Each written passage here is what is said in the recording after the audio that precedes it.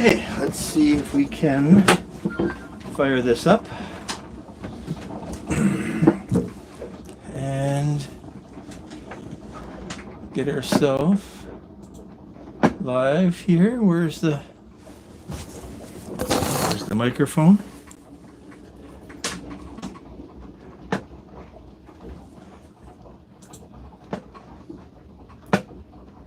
I'll have to sign in.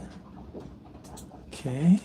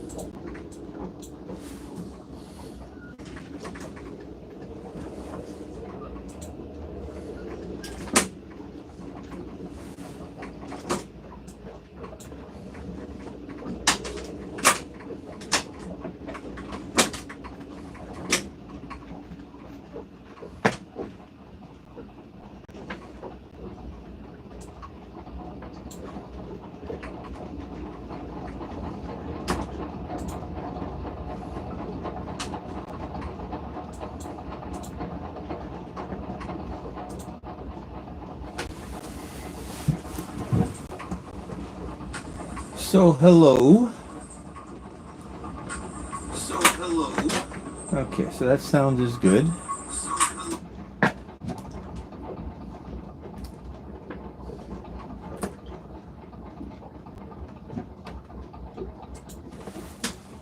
Hello from a rainy boat bouncing around a bit. But thank you for coming to the live. I've got to just organize a couple little things here. Tuber, Rusty Rivers, Captain, welcome aboard. Caesar, welcome aboard. Let me see if I can get the Mr.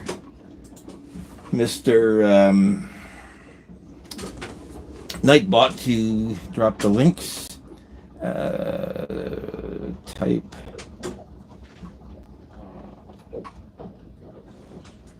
show link to drop link. Type show link, one word to drop link. That's good. And I've just got to figure out, hey, Spirit in the Sky, it's going to take you up to the Spirit in the Sky. Isn't that a song? Can't remember what that song is about. Oh, I don't want to restart now. Go away. Windows is so annoying. I think you can hear me. I bought a Bluetooth mic for the phone, partly to eliminate... okay, how come that didn't get pinned? Let's see, why is that not pinned? I don't see it. I don't see it. Okay, obviously I clicked on the wrong thing. Where do you think you went to?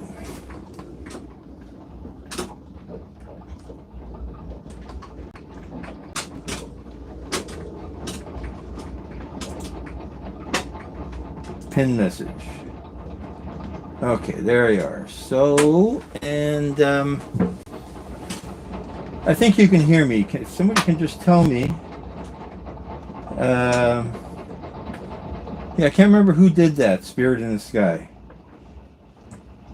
It was back around, hey Paula, welcome aboard. It was back around the 70s, I guess, maybe a bit later than the 70s. Jefferson Airplane? No, it wasn't Jefferson Airplane. Hey Caesar, make you a moderator, you can then network to your heart's content. And who else did I miss? Tuber Chat. Yes, let me add you to the moderators. You can network to your heart's content. Get people to come visit your chats. So they are kind of interesting. And for what it's worth, a fellow Canadian. He's at the other end of the lakes. He's in Windsor, which is pretty far over from here. So we have, as you can see, a ton of rain. I was going to put the camera outside,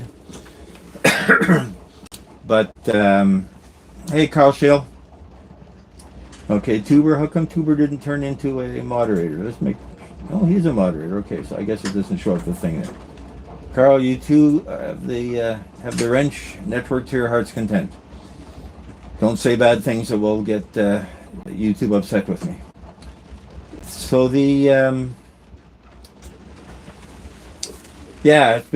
was nice yesterday. It rained all day today. It's going to rain all day tomorrow. It's going to rain all day Friday. And then we're supposed to have decent weather on the weekend. Now, in Canada, we have a thing called Firecracker Day, or officially Victoria Day. And hey, Susanna, welcome aboard. Let me give you a wrench. You can network to your heart's content. So Victoria Day is named for Queen Victoria, but it was really in honor of Guy Fawkes Day when Guy Fawkes blew up the British Parliament or something like that. So we're supposed to set off firecrackers, but the government has cracked down on individual people setting off firecrackers because they were shooting them at each other and people were losing their eyes, which apparently is pardon me, it's a bad thing. So we just get to watch government-approved fireworks. We live in an area that is right on the lake. Well, it's not right on the lake, about 3 blocks from the. And when the kids were young, we'd walk down to the beach and watch people throwing firecrackers at each other and bottle rockets and whatever else. Now we've. Let's say we've outgrown that a little bit. Hey, Suzanne, let's add you to the people with the wrench so you can network as you wish. So we just listened to it. And this year was rather muted. Now, normally it's supposed to be May 24th. So they've done it a week early, I guess because of the way the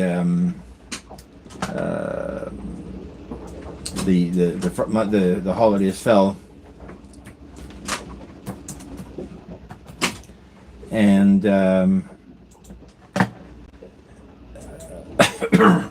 that also means that the weekend that's just over is also colder. They were going on the radio about how much colder it is in normal years, but in normal years it's also a week later. So we say here you don't plant your garden until the May 24th weekend, and I'll digress. It's often referred to as May 2-4 weekend in honor of a 2-4 case of beer. And now it's a little bit on the cool side. I saw somewhere, I don't have a thermometer on the board, I saw somewhere 10 degrees Celsius, which is what, 50 Fahrenheit. So we're a bit on the chilly side. I don't know if I look too nautical when I will flip the camera around later on. But now the camera's looking out one of the portholes and is looking at my neighbor, and it's looking pretty desolate. I was hoping the rain might stop just a little bit, but it is what it is. Boats are outside and marinas outside, and I appreciate everybody coming by for a visit and a bit of a chat. So we'll just keep on talking. I'll babble until I run out of things to say, and then we'll just watch the rain fall down.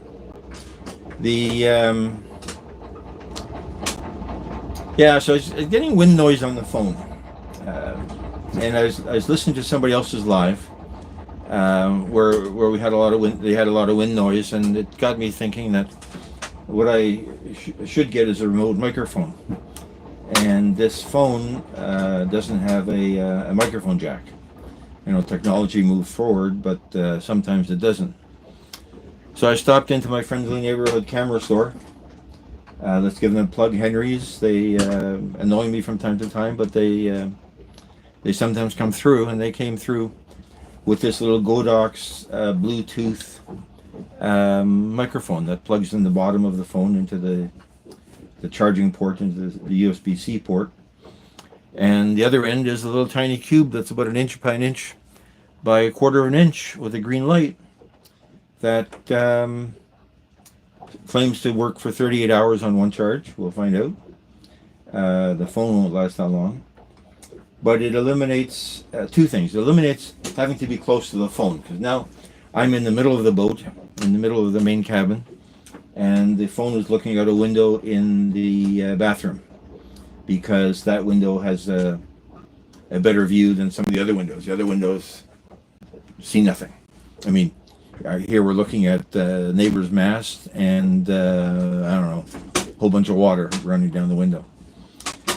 So this Bluetooth wireless, Bluetooth phone, Bluetooth microphone seems to work pretty well. This is the first time I tried it. I mean, I tried to record something with the voice recorder on the phone, and that worked well.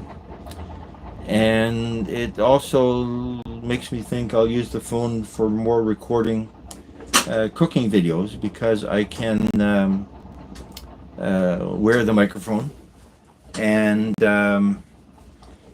have it close by and pick up a better sound than you might otherwise. Hey DJ, welcome aboard. Joji, it's Wednesday and Joji's in the house dancing her heart out. Yeah, I love those dancing videos. I love those dancing videos. So as you see, it's raining out. It's going to rain for the rest of the night. The boat is dry. There's the main hatch is a little bit exposed to the weather, but I dropped down a canvas curtain that you hear banging against it from time to time, and it keeps it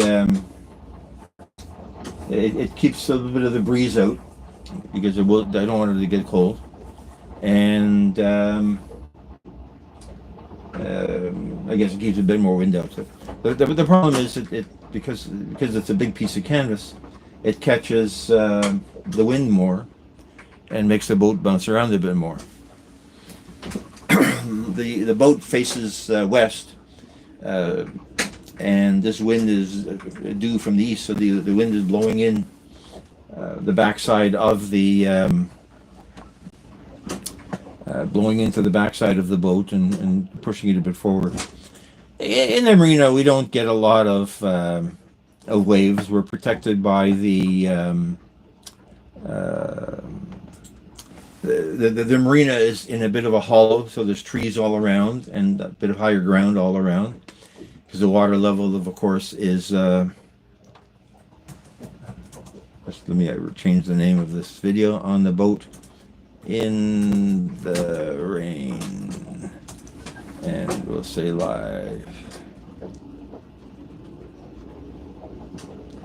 and we'll just save that. So we don't get huge amounts of wind here, and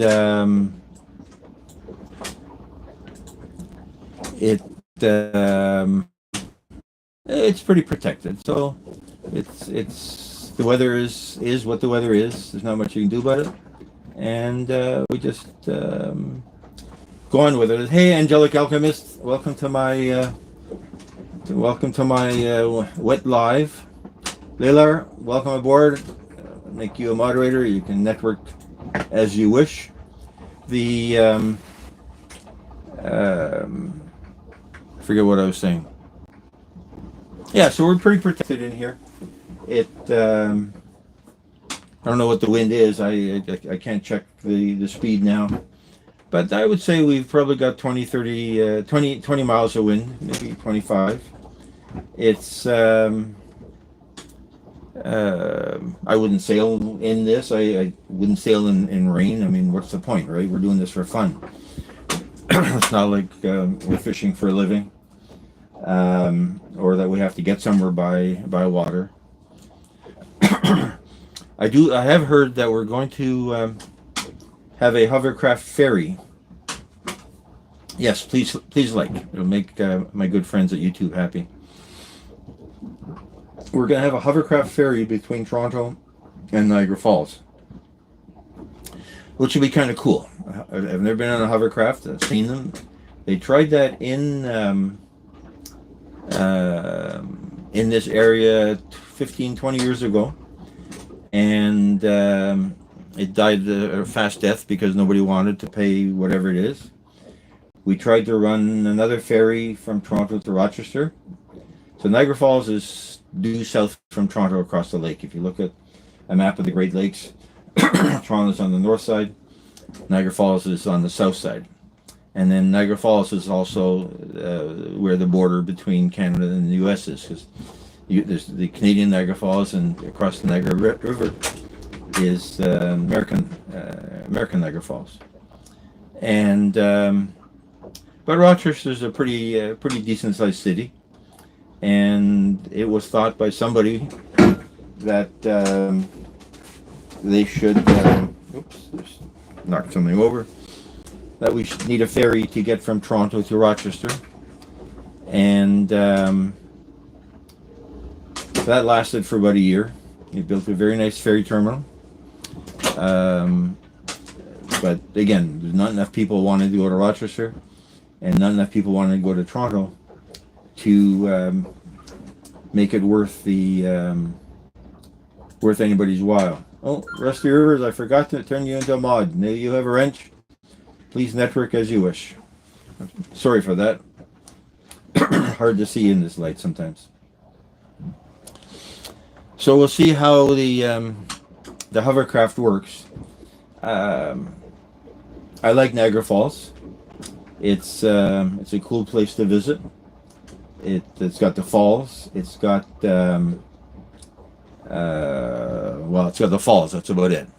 And a couple of casinos, but the falls are the most interesting. It's amazing. The falls is like 300 feet high, I think, 200 and some feet high, and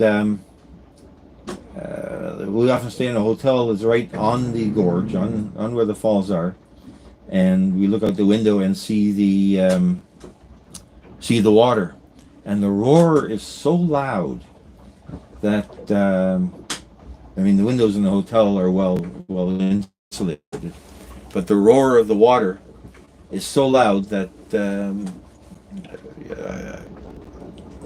I don't think you could sleep there, and I can't really imagine what it was like when settlers started moving in there in the 1800s, 1700s, before we had decent quality windows, for instance, and hotels right on the water. Hey, Marketplace,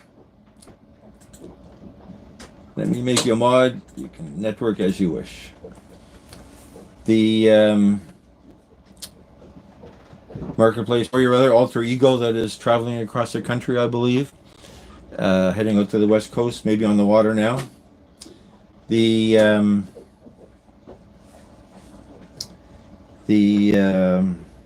So I would take that ferry simply for the boat ride, right? It's high tech.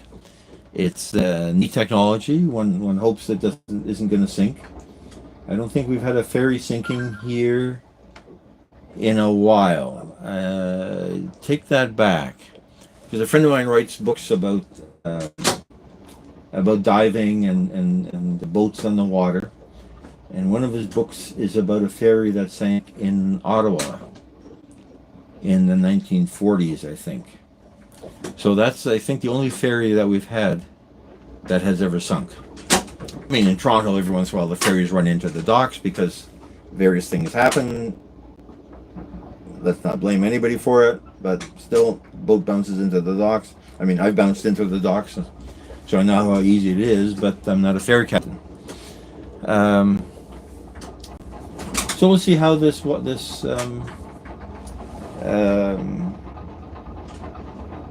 hovercraft ferry works out. It's going to be, its dock is going to be right next to the Toronto Island Airport, which to me doesn't make sense because it's on the wrong side of the water, so you have to get there. And it's going to block boat traffic out of the Toronto Inner Harbor into the part of the lake around Ontario Place. But that's where they're planning to put the thing. I can't really envision a tour operator creating a tour out of fly into the Toronto Island Airport in a Porter plane because Porter flies in and out of Toronto Island Airport. From, let's say they come in from Eastern Canada, they come in from New York, Virginia. I believe they're flying as far as Orlando now, and create a tour where you're going to come in, get off the plane, and walk over to the ferry, and take the ferry to Niagara Falls. But it's possible that somebody thought that was a market for a tourist attraction. So let's see what happens. It's next year, and we'll know how it works out in the summer. I'm just going to go and look at this phone and see if there's a more interesting view. If I turn the phone slightly, let me see.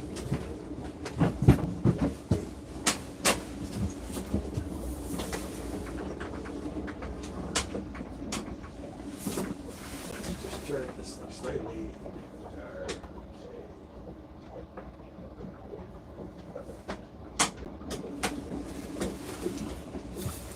I don't know if that's any more exciting, but it's different than it was a few minutes ago. His jib is unfurling there. Maybe you're going to have a bit of excitement depending how the wind blows into that sail that we're looking at now. But so far, yeah, this Godox microphone seems to be working. I'm not listening to myself because I end up with this huge echo. I'm going to just turn myself on and see what I hear. Yeah, I can hear myself. There now we got an echo. Then we're going to get feedback. And somebody's going to scream at me, feedback, feedback. But, yeah, I actually hoped that this rain was going to stop this evening. You know, for a while in the middle of the day, it was coming down pretty hard. And then it seemed to die off a little bit. But I came down here to the boat and windshield wipers all the way. It was big puddles. This is a bit of an industrial area. And the roads are a bit rough, let's say, from trucks going by. So we do get some huge puddles. In the winter we get all kinds of mud. You drive through there and your car is covered in mud from top to bottom. So we got all that water, and I guess then when it rains and the splashing water removes all the mud off the side of the car. So I guess rain can be considered to be a good thing as well. So let's just take this on.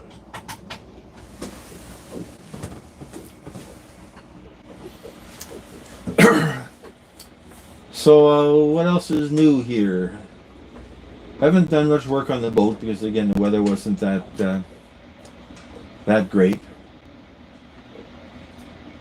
Did start looking for parts for my boat stove, my propane stove. It's I do want to get that thing running. The challenge, of course, is this propane.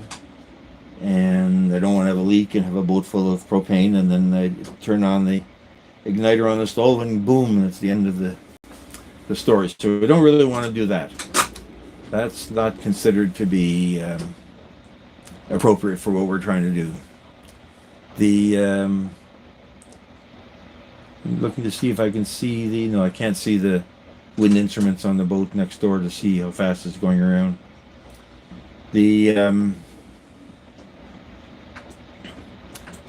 So I'm still looking for those parts, and because we want to do more cooking on the boat, both for YouTube and to spend time here. So it's I'm hoping that Summer's going to get on with it.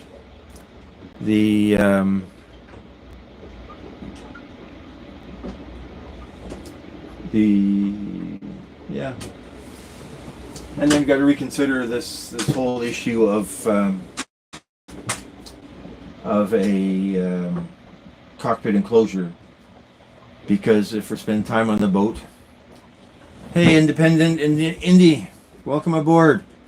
Let me make you a mod and network to your heart's content. Got some good stuff on your channel. But it's half politics and half music, so I guess I have no idea. Last episode I listened to was music. A week ago it was politics. I try to avoid getting into people's politics. It never turns out well, and it's like religion, it never turns out well. But I always like listening to you guys.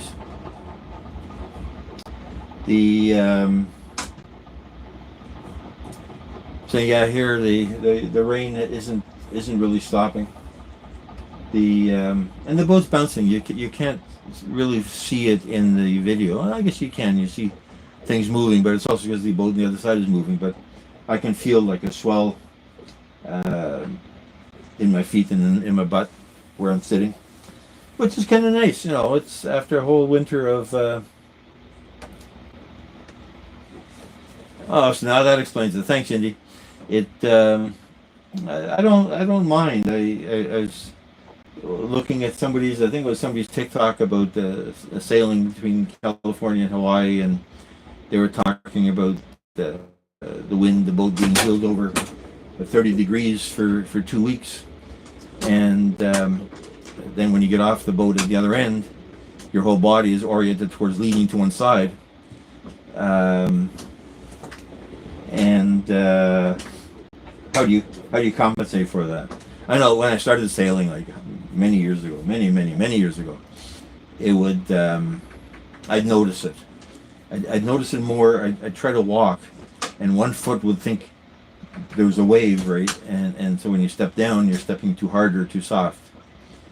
It's like, if you guys ride motorcycles, I rode motorcycles for a while, and after a long ride, you feel the vibration in your hands through the handle grips, and when you get off the bike, you still feel the vibration even though you're nowhere near. Yeah, sea legs. Yes, sea legs is the technical term. You feel it in your hands for a couple of hours till afterwards. Okay, there. Thanks for dropping by. Appreciate the company. Appreciate the hours. We'll check you out again. I really do appreciate it.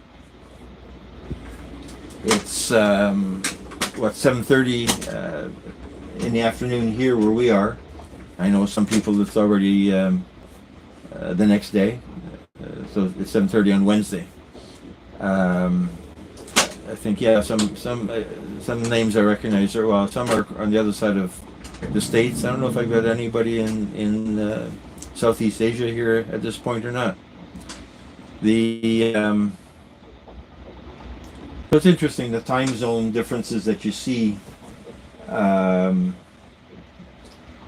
you see on this, and I take pictures for stock photography. So I sell pictures to Shutterstock and some, and I'm always fascinated when I see that I sold a picture in around the world. Into Indonesia a lot, Philippines a lot, Australia from time to time, and quite a few into Dubai, and it's a variety of things. Some of it is just food photography, so food pictures. I have a picture of a food from Trinidad called a double that I took at a restaurant a few years ago. And it's a Trinidadian food. And this morning, somebody in Trinidad and Tobago bought that picture. Now, you'd think they have enough samples of their own food right there, but always happy if somebody likes my pictures, and very interesting when they're seen around the world. I've got some interesting pictures of boats on the lake here in Lake Ontario, and I saw somebody in Poland, somebody in India had bought that this week. So some of them are travel writers, travel magazines, travel websites. Interesting to see like where in the world people are buying pictures. And then you try to guess, well, what are they doing with them? Why is somebody in India buying a picture of Toronto? Yeah, been in Ontario forever. And it's interesting that they're going to buy pictures that I took of something. I have a few pictures of fishing boats in Florida that have been bought by Florida people, and you can't really tell who's bought them. I mean, they tell us what the country or city is, depending on how the customer has registered with them, and then I search for them. So I search for my pictures every day. It's like YouTube, right? Once you're in, you got to check it every hour. And Shutterstock is very good. And I often see who bought my pictures. If I look at Adobe Pictures, it's harder to tell who bought them. Great Big Sea is out of Nova Scotia. I have not heard them. I may or may not have had a relative that played with them, because I do have a bunch of relatives out of Nova Scotia. But yeah, no, I've heard their music, and they're good. You know, we talk a lot about Stanley Rogers, another guy that's gravitated towards Nova Scotia, but he grew up in southern Ontario. I went to school with him, and then he did a lot of songs about fishing and the fishing life in Nova Scotia. And then unfortunately he died in an airplane accident in Ohio. I think the plane caught fire, and he was quite young at the time, 20 something maybe. His brother Garnet Rogers was also a singer-songwriter, independent musician that is not as famous. Does some wonderful music. Seen him a few times in small venues, once at church basement. Yeah, I know a few musicians out there. The Rankin family. They were friends of friends out there. Yeah, so we got a fairly good handle on the East Coast music scene, East Coast Canadian music scene. Let's put it that way. It's and there's some good music, and it's a little bit nostalgic. You know, sometimes you say, how much more fiddle music can I take? And then somebody interprets fiddle music in a way that is amazing. So it keeps changing. I'm just trying to think of another artist out of there. I can't. What's her name? It'll come to me before we're finished here. But another singer, a lot of East Coast lifestyle music. Passed away a few years ago. Darn it, I can't think of her name. Let's Google it while we're here. Let's see if we can Google this.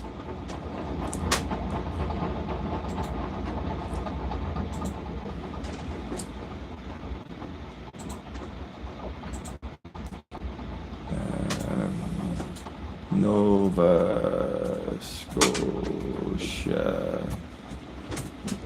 musician.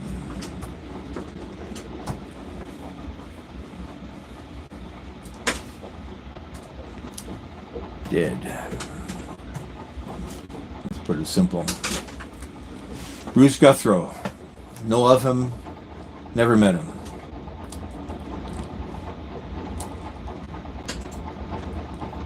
The who else do they have here? Merle's Goodwin. No, never met him.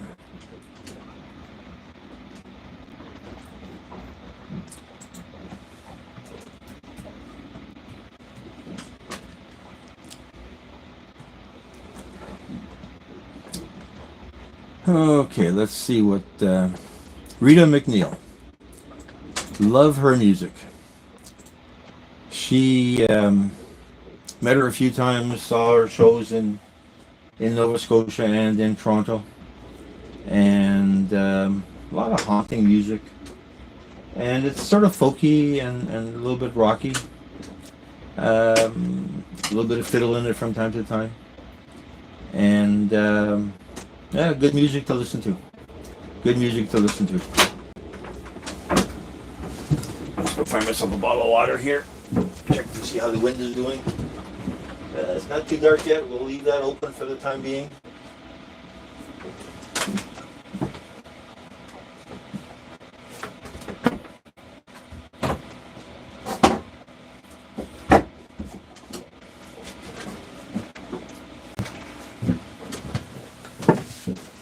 We'll leave the outside view until we can't see anymore.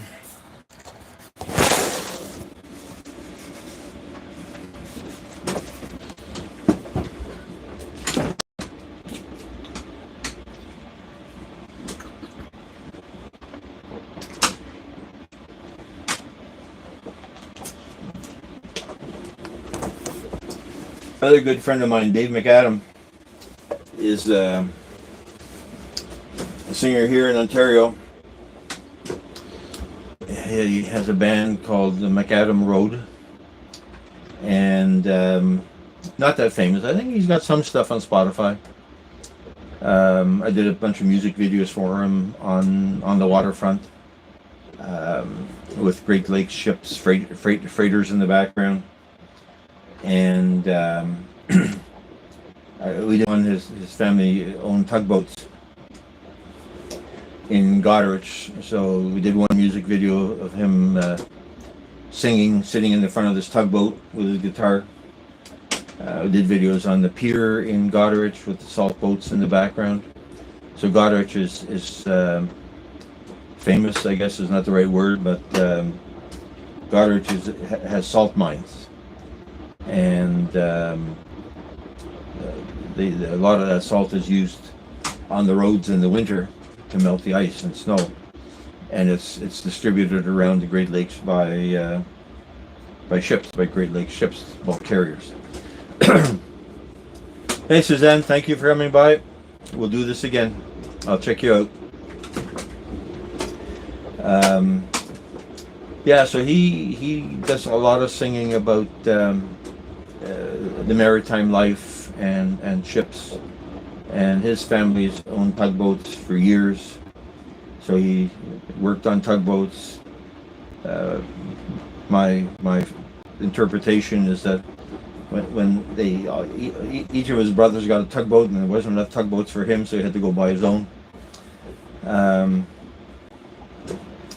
But yeah, they're if you search for Great Lakes ships, let's see if we can find it here. Maybe we'll post it where it happened to. Where would I look for? YouTube Great Lakes ships.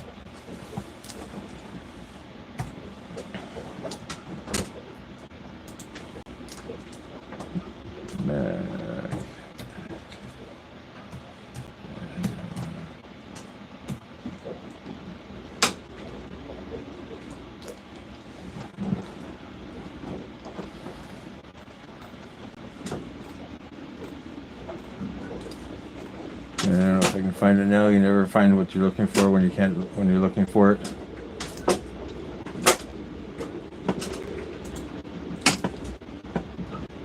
Here he is. So this, I'll post this one. This was on the, I don't know where we shot this.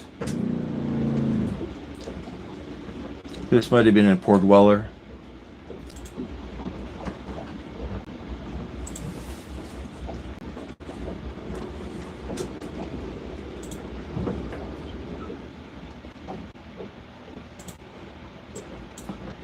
Let me post a link to this. Where is my...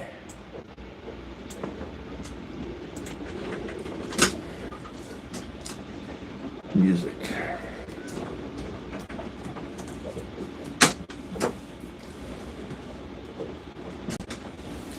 For anybody that's interested.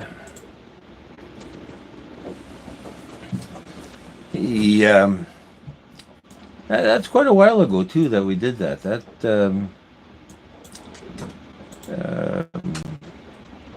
16 years ago. So, wow.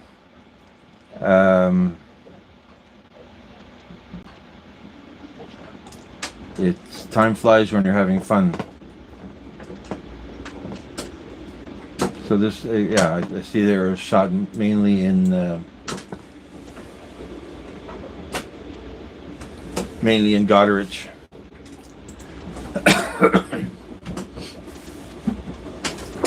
And it was kind of neat. They were up there in the bridge and talked to some of the people that were working on the ship, and Dave knew most of them from his days in working on the tugboats. So it's kind of cool to be up there with a camera and get people in operation and get Dave singing while the boat's busy unloading salt. So work and entertainment all the same place, all the same time.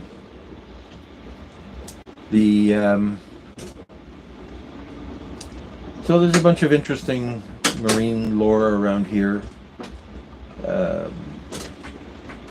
St. Lawrence Seaway, the Welland Canal, all the locks there. It's always fun to go down there and sit and watch ships going by. It's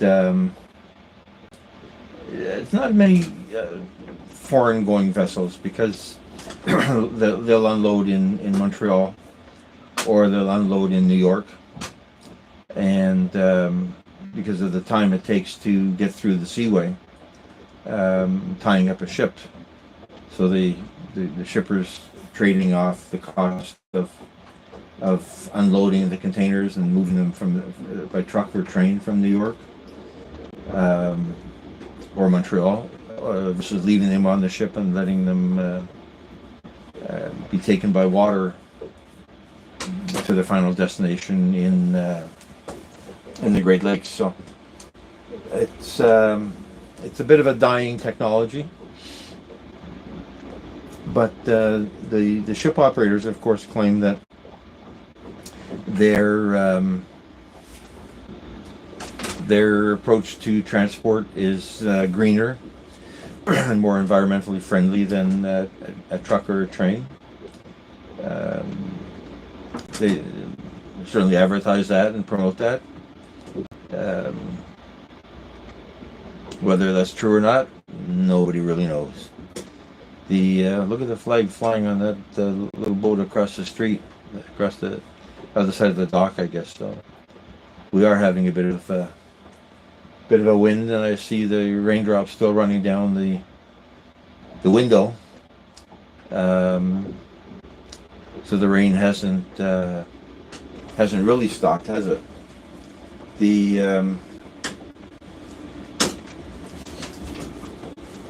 We'll leave this outside view of the raindrops up, as I said, until it gets too dark to see. I know last time we were here, I did go out after to see how much light there was on the docks, and there wasn't really enough to do anything except have a couple yellow spots here and there. from place to place.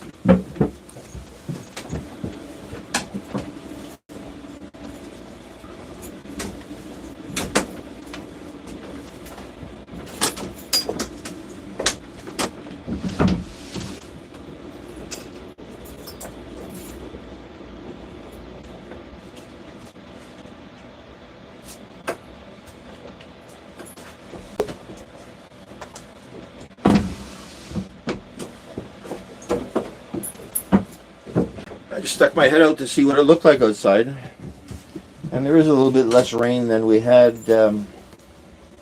when all this started, so it's possible that it's going to die down a little bit over the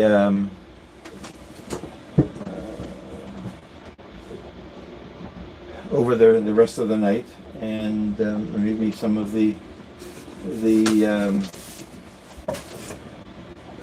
what was predicted as far as bad weather won't be as bad as I planned for us. So we're down to only 2 people watching. We'll keep talking. It's like we're planning to be online for 2 hours or so, 2.5 hours. So let's see what comes up.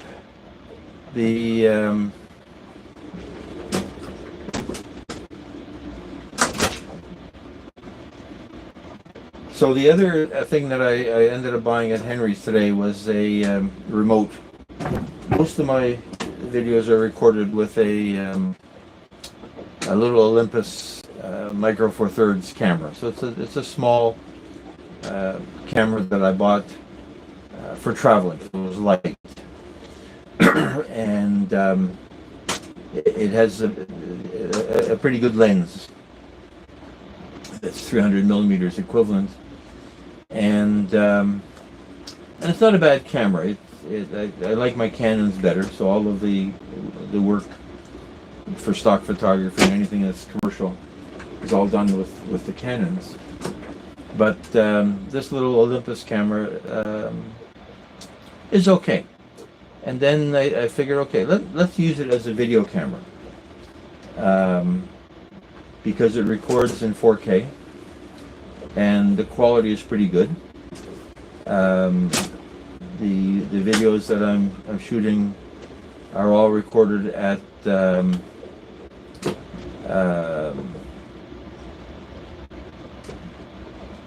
ISO. Yet when I look at them on a pretty large computer screen, I don't see any noise. I'm just going to make a note here in the chat that at 7:53, one watching.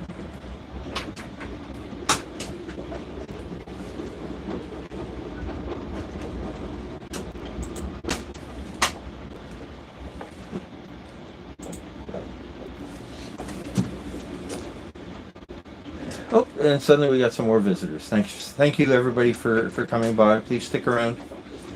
I'm babbling about cameras for YouTube video. So this Olympus camera, it's pretty good. I've done, I guess, 100 videos with it, and I'm a bit worried that it's a little bit close to the cooktop. So if I have a pot and I open the lid and the steam comes out of the pot, I'm worried about the steam getting into the camera. So you got to think of how I might prevent that from happening. But so far I've had no issues. But in order to start recording, you have to reach forward and press the button, and that's annoying. So I wanted to buy a remote for that camera. Now Olympus is no longer in the camera business. They sold their camera business. I think they still make photocopiers and medical imaging systems, but I think they sold off their camera business to something that's now called OM Systems, and the OM stands for, of course, Olympus. And the distributor in Canada is no longer distributing them because it's no longer a top brand name. Olympus was the top brand name for years. Especially for people coming from an office environment background where they would have seen Olympus photocopiers, would recognize the name. Same with Ricoh. And hey, Brian Drums, welcome aboard. Welcome aboard. Thanks for coming by in the rain. It's talking about cameras. And so I wanted to buy a remote. And before Christmas, I went down to Henry's, the camera shop I was talking about, and they didn't have it. They no longer carried the brand because of the change in ownership, but they said, well, they could get me one. So waited 3 weeks, no news. But I got my money back. And then I ended up online, somewhere on YouTube, watching somebody's video about photography, and the channel escapes me. It's one that I've subscribed to, so if you see my subscriptions, you'd find them. They suggested two things. They suggested you could make your own, and gave a wiring diagram for the switch to trigger the focus and to trigger the record shutter function. Or they said a Canon remote, a Canon RS3C or S3C would work with that Olympus camera. Now I have a bunch of other Canon cameras, and the remote for them, the wired remote for them, is a very big connector. It sticks out the front, and it looks like I have some old antique cameras from the 50s. It looks like that remote would plug into those cameras and fire them.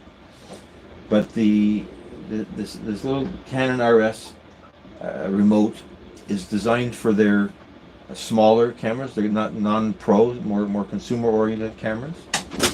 And it has a regular headphone jack kind of connector. So I figured, okay, let's try that. And Henry's had one, $37 Canadian, so that's the deal of the week. And plugged it into the Olympus.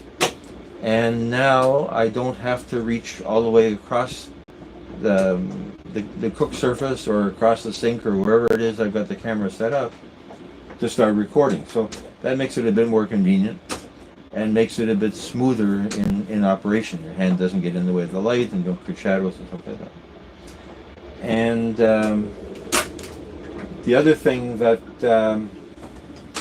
this photography website suggested was to use Olympus's app, because Olympus has an app for that camera that is a remote shooting app, so you can set the camera, and then through the app you can see what the camera sees and change some settings, the f-stop and shutter speed and a bunch of settings, and trigger the shots. But for video, it doesn't do 4K. It only does HD, because I guess this thing is 10 years old, so at that time the camera technology, the phone technology, wouldn't allow a 4K signal to be sent to the phone in any kind of real time. Brian, if you're wondering what that picture is, that the camera is looking out of the window of the boat at my neighbor's boat and watching the rain coming down. I had thought I'd get a more interesting shot of the marina, but can't do that with all the rain and the angle the wind is blowing in at. So this Canon remote seems to work quite well for the Olympus camera, and so it's amazing what you find on YouTube, that if you're looking, or you stumble across on YouTube sometimes without even looking, And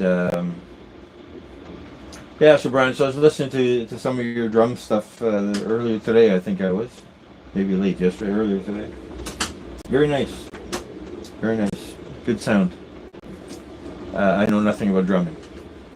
I once bought a drum machine. I think I talked about this before. I once bought a drum machine, this Roland, or no, DR drums, DR something.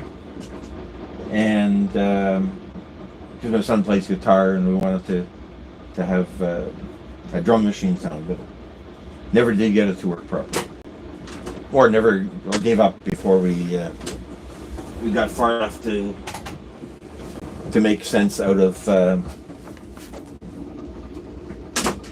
Quinta de Casa, welcome aboard. Yeah, we're out on the boat in the rain again. As you see, the camera's looking out one of the portholes, and all we see is rain coming down, and the boat's on the other side swaying back and forth, and I'm swaying back and forth. I'm saying to myself, am I getting seasick? No, but still, it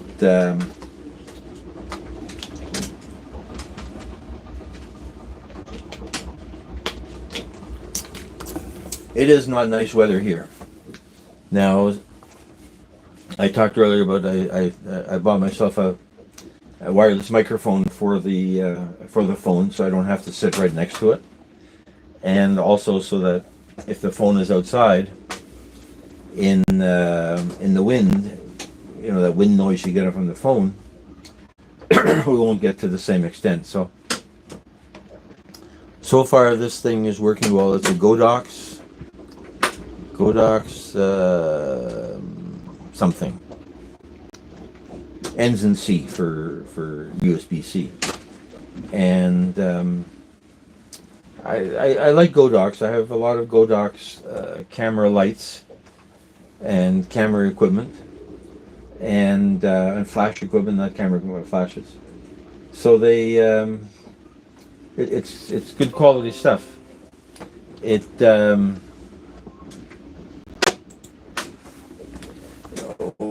away. My Windows is trying to do something in the background here, and I figured I would trust Godox.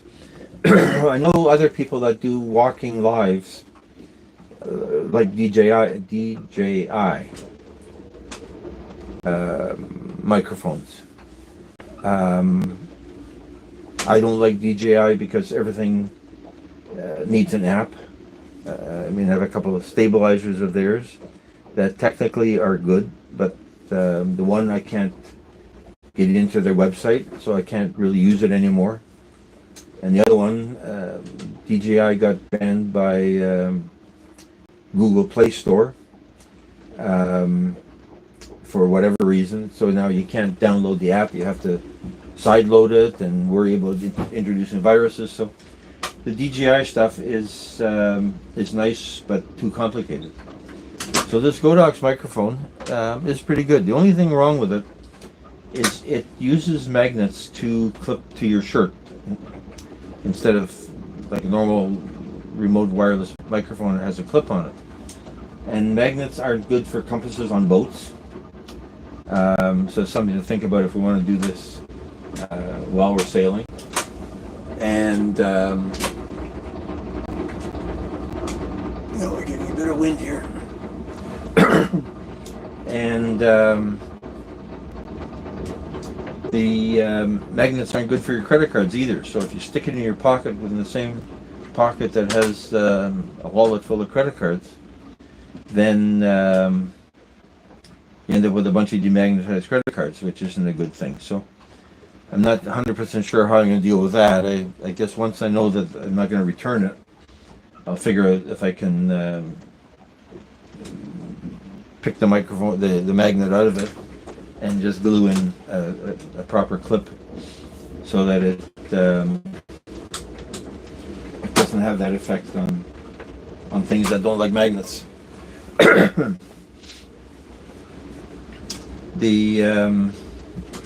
Yeah, it's a beautiful day. It's a bit too rainy. I'm not a fan of sailing in the rain. As I say, I don't have to do it for a living. I'm not a fisherman, and I'd rather be inside where it's dry. and I am inside where it's dry. We'll move the camera inside once it gets too dark outside to be of any interest at all.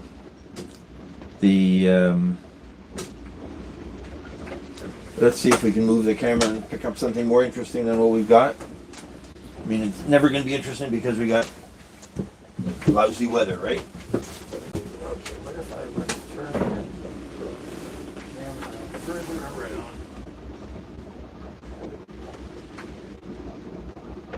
Oh, that's a nice angle right there. Turn it even more. Yeah, so we got somebody else's boat over on the other side there. It says True North on it. But at least the color is better than the boring gray color of rain coming down.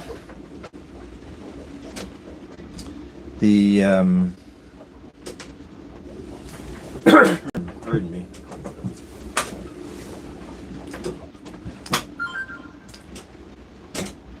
Actually, in real life, the red looks a lot nicer than it does on the computer.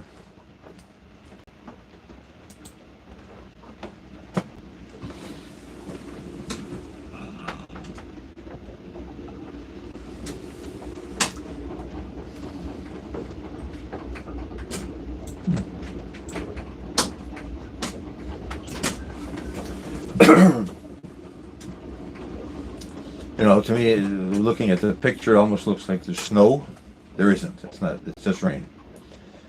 But yeah, everything's bouncing around a little bit, and it's part of the fun of being on the water, that you feel this constant motion, and I like that motion. Talked to people that went on a cruise recently in Japan, and they were out in the ocean off Japan on their way to Korea as part of their cruise, and they had rough weather, and people didn't want to go out because it was rough weather, and it was bouncy, and people got seasick, and that was probably less fun for them than they were hoping it was going to be. When you think of cruises, of course, you think of sunny weather and Caribbean islands, and it didn't turn out that way. So being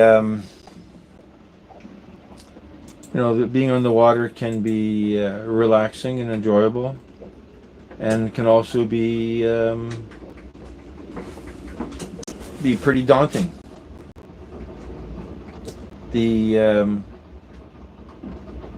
I'm curious. You can tell you've got 5 emojis on one thing, and usually Nightbot gets upset and says, "That's too many emojis." So maybe Nightbot is asleep.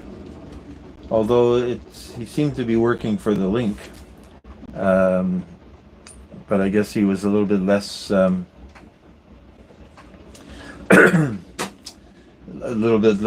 strict than he usually is.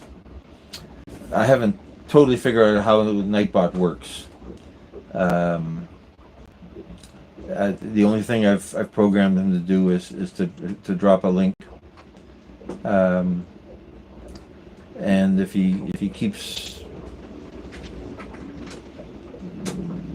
too much blatant spam out, that's good. I'm not that fussy. But on the other hand, people seem to rely on them, and I've come across other people's bots that are seem to have different commands and different instructions. I still haven't seen any point in StreamYard or Restream or any of those other third-party programs. I did start looking at OBS, and I first came across OBS somewhere on YouTube when I was asking how I wanted to stream, and if I wanted my key, my streaming key to put into OBS, and I didn't do anything else with it. But OBS seems to allow you to create almost graphic TV shows with split screens and lower thirds and multiple objects in the window and video and stills and animated overlays, which seems kind of neat. Now, is there any value to that in what I'm trying to do, which is sort of a cooking show, and now talking live? Would there be a huge value to seeing me and seeing the outside weather and having 3 cameras pointed front, center, and back of the boat? It would be kind of neat to think you're running a talk show like Indie and it was on the Independent Mini was on a while ago, and their show is multiple people talking, but it's a StreamYard thing. I think it looks like. And the advantage of StreamYard over OBS is that multiple people don't have to be in the same room. OBS works for multiple cameras in the same room if you've got an interview kind of environment, but it doesn't seem to do anything for being able to invite people into your stream and have an online dialogue or an online interview or an online session.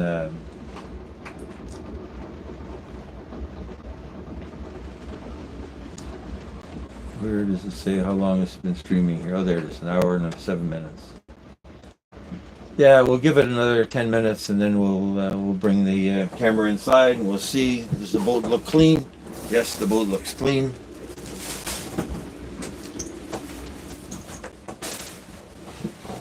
Let's see if this light works. Okay, that light doesn't work. That's okay. We don't need that light.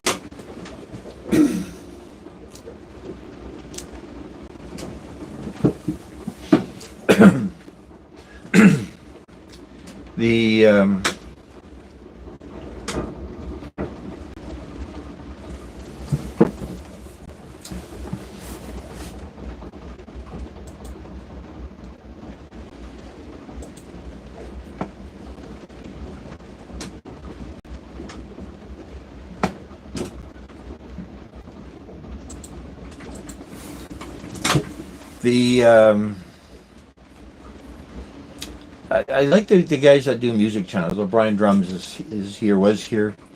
He does his drums, covers of drums on top of various music items.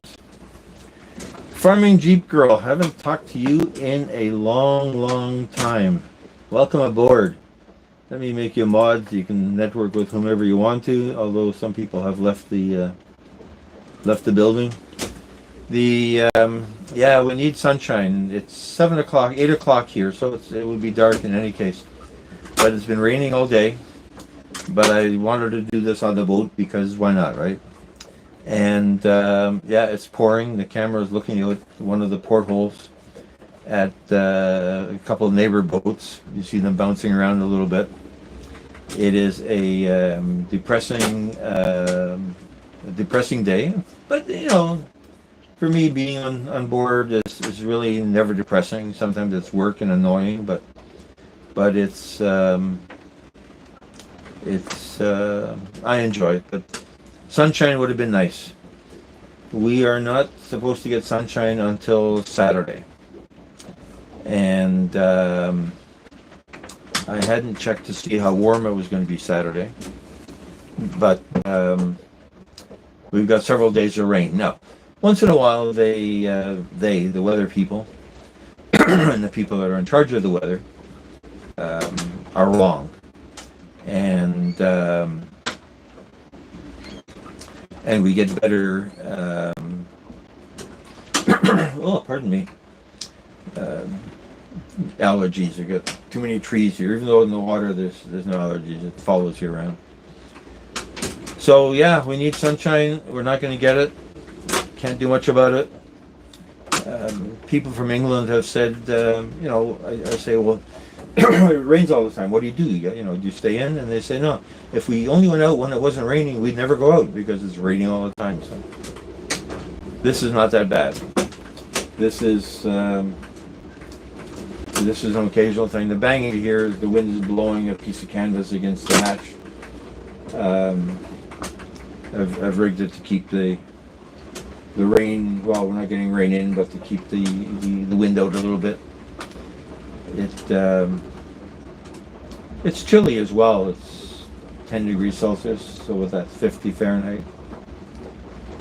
It's not winter, but I've got 1, 2, 3 layers on. Not even very nautical, but pardon me. But that's what we've got. So enjoy it.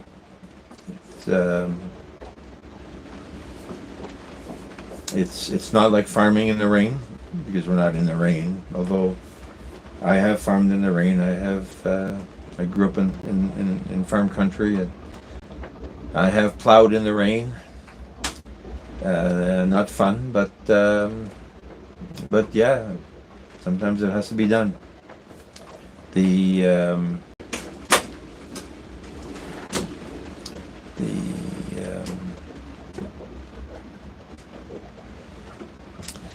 Something interesting. Today we get all kinds of crap from charities looking for money, and they throw in free gifts. So the free gift thrown in with one charity today was organic basil seeds. Now, I'm not sure that the seeds know that they're organic. It's only once they're growing whether they're organic or not. And Farm Girl, you know what organics means, right? Grown in manure. But I'm going to create an herb garden on the boat this summer.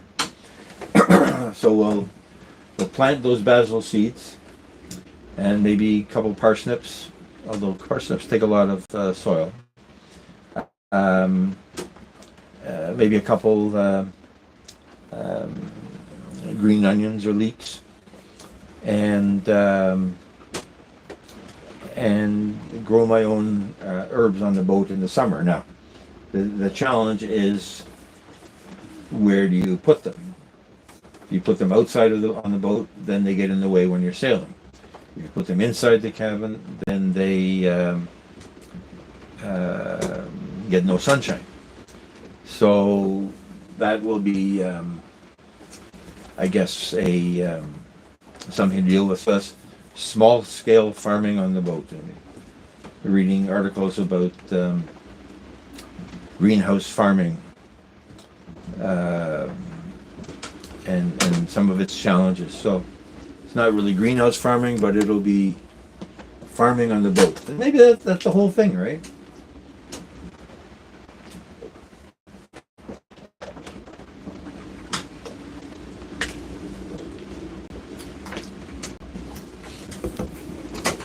I'm just going to step away for a second and take care of something.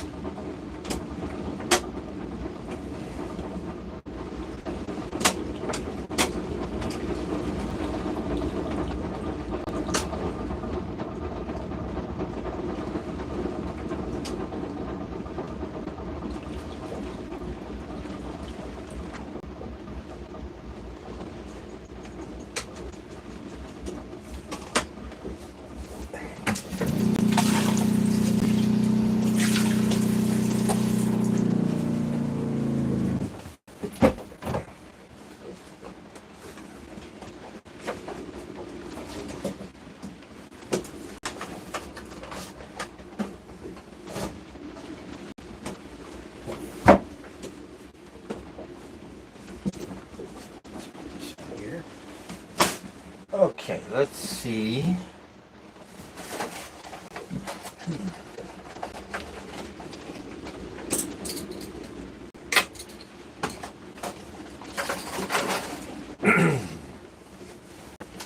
Yeah, so we're still seeing a pretty decent picture on the phone itself. Looking a bit depressing on the computer, but again, it's the best view that we have, or the only view that we have. So we'll take advantage of it as long as we can. Let's put this away before we lose some of it.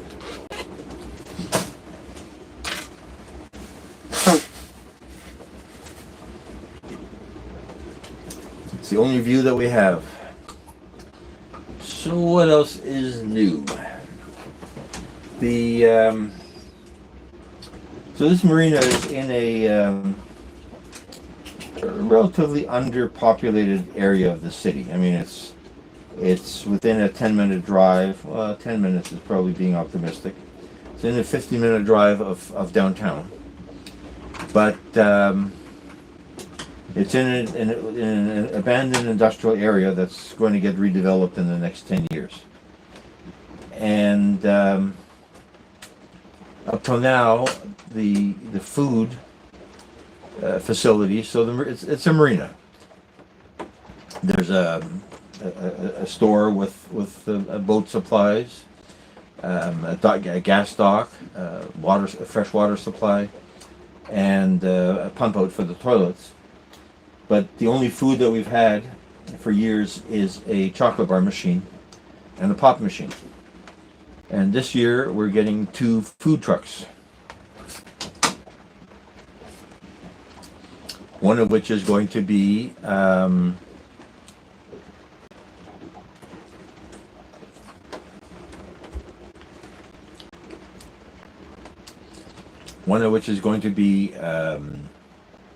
tacos. So that will be nice. A nice fish taco. That's on a nice summery day, not on a rainy day. Fish taco on a rainy day sounds depressing. But a fish taco on a summery day is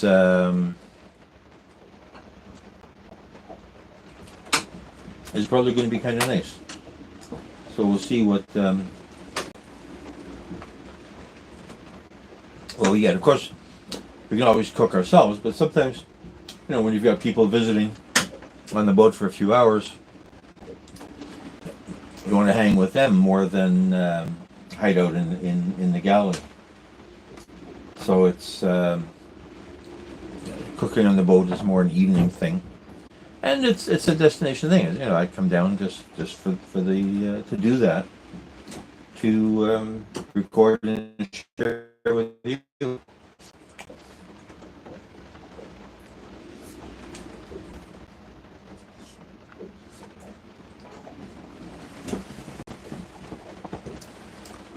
I don't hear rain falling. I still see rain falling on the window that the camera's seeing, so we'll leave that outside for another 10-15 minutes, and then we'll give up on the outside.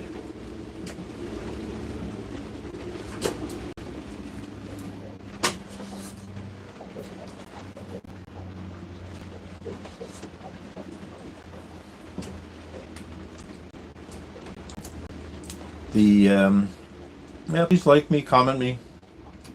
If you're visiting, please subscribe. Need all the subscribers I can get. I want to get my 1,000 viewer subscriber to keep YouTube happy. Make YouTube happy with me.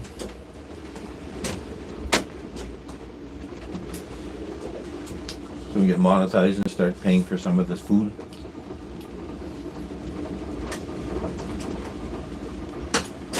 I was talking about buying some camera equipment for recording videos.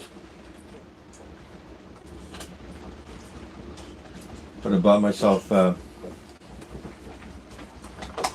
a small insignificant piece of of kitchen equipment as well. I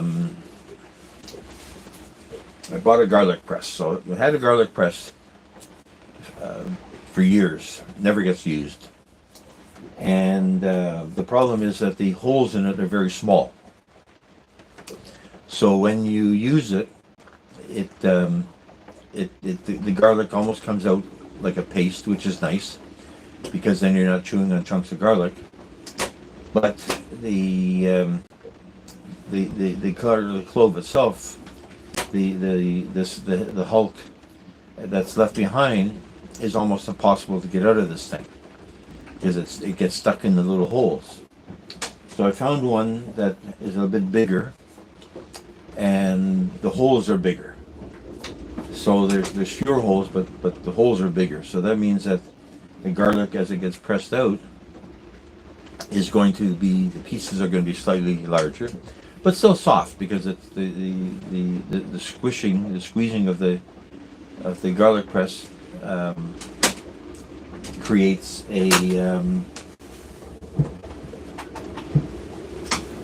what's virtually a paste.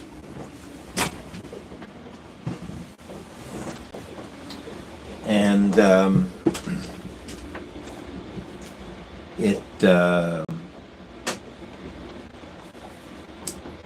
it'll work well to simplify. It'll improve the taste of some of the recipes. And if you've seen me cutting garlic,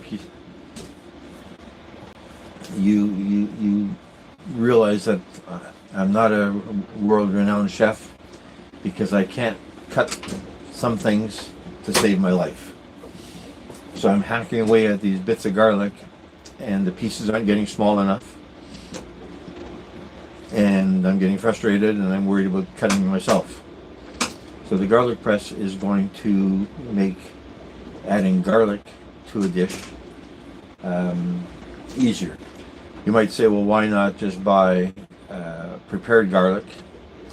And the biggest reason, it doesn't keep forever. I consider in everything that I'm doing that you might use some of my recipes in a boat or an RV without a fridge. And cloves of garlic will keep for weeks or months, especially if they don't get sun, as real garlic, as real cloves.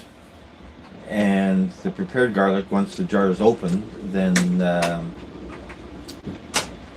it'll go bad in a couple of days. So I keep trying to consider, how can I make this dish in a way that can be adapted to not having a fridge, or having a minimal fridge. Now, this boat has a fridge, and in the middle of that fridge isn't actually a freezer, and right now there's a bottle of water that's in the frozen section. But it's not easy to get at, because it's like a chest freezer. It's like a big hole. If you imagine, like a portable cooler, but taller and thinner, and if you put stuff in it, and then you put other stuff on top of it, you can't find what's at the bottom layer. And so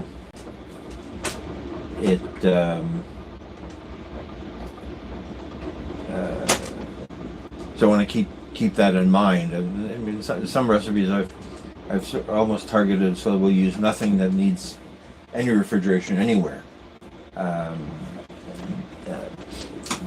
Corned beef, for instance, the can of corned beef, it never needs to be refrigerated. If you're only going to use half the can, then you've got to refrigerate the leftovers, or eat them or waste them. So I'm considering everything that I'm doing in that light. Now, eggs, North American eggs don't keep in a fridge, because they're processed coming off the farm. I'm still trying to track down a source of dried eggs. So there's a store, a company called Sporting Life in this area that sells camping equipment, and they, one of them, according to the website, also carries dried eggs and various other dried foods and dried rations. And while I don't really want to get into the sort of prepared dried food world, I would like to consider powdered eggs as an ingredient for things like omelets. And if you can deal with the eggs, then it's pretty easy to adapt an omelet recipe for a way that requires no fridge. If you want to make a shrimp omelet, then you would use canned shrimp, for instance. If you want a ham and cheese omelet, well, there is cheese, the various dry air-cured cheeses that will keep for weeks or months without refrigeration. And canned ham is pretty good, or Spam even. The downside of Spam is that Spam, the can is so large that if you're cooking for yourself, you can't eat a whole can of Spam in one sitting. If you got two people, then it works. The same with a can of corned beef, that it doesn't go so far. And I've watched Caribbean cooking shows, predominantly Jamaican ones, and the Caribbean seems to have a supply of cream that doesn't require refrigeration. So it's in a sealed package, so it won't go bad. And then you have to use it up. So the closest that I've seen here in sort of the northern climate is evaporated milk. And evaporated milk with a bit of flour in it is as good for pasta sauces as cream, and maybe even better for you because there's a little bit less calories in it. So everything that I'm doing, I'm trying to be cognizant of how to make that without having the kind of kitchen storage that you'd have in most houses.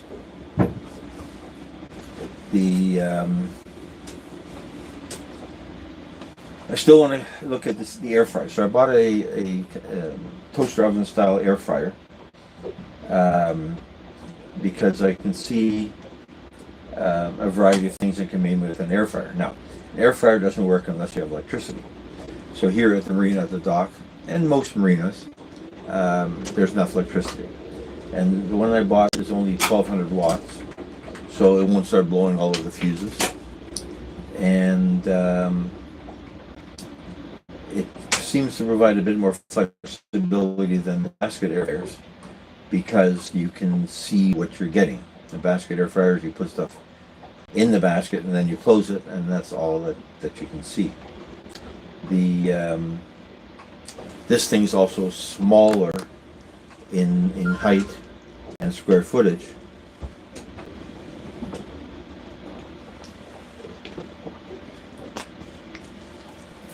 So it'll fit in the corner of the counter on the other side of the sink. Hey, Jen Taiwan Mix, welcome aboard.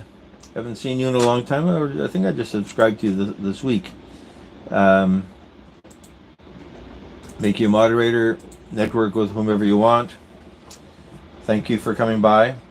A lot of people have left me.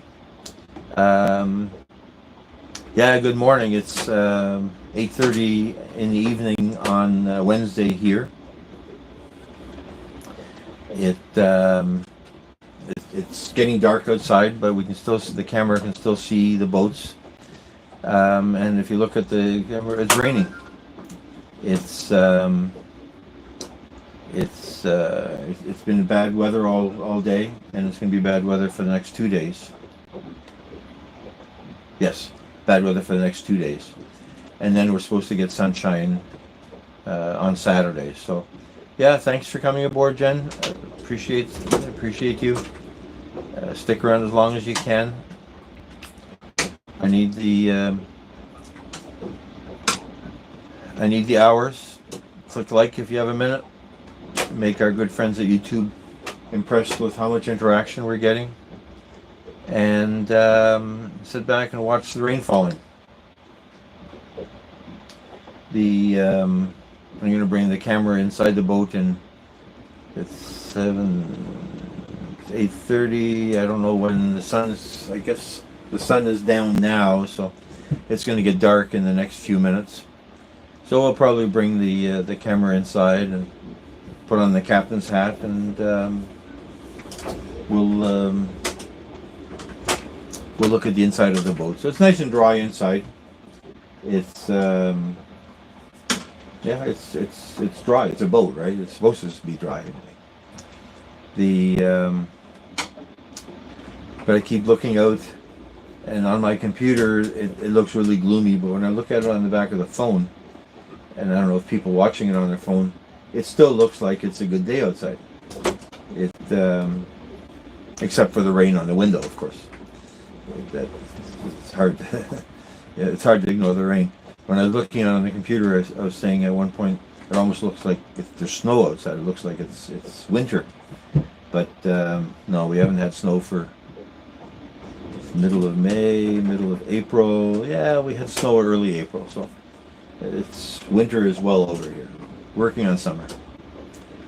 And the boat's in the water, and we're sitting here, and even though it's rainy and bad weather outside, I still love sitting here. I can hear the water gurgling against the side of the boat. There's a bit of motion from the wind bouncing back and forth. And every once in a while, the clinging you're hearing is there's a canvas cover over the hatch that's blowing around a bit and banging around. But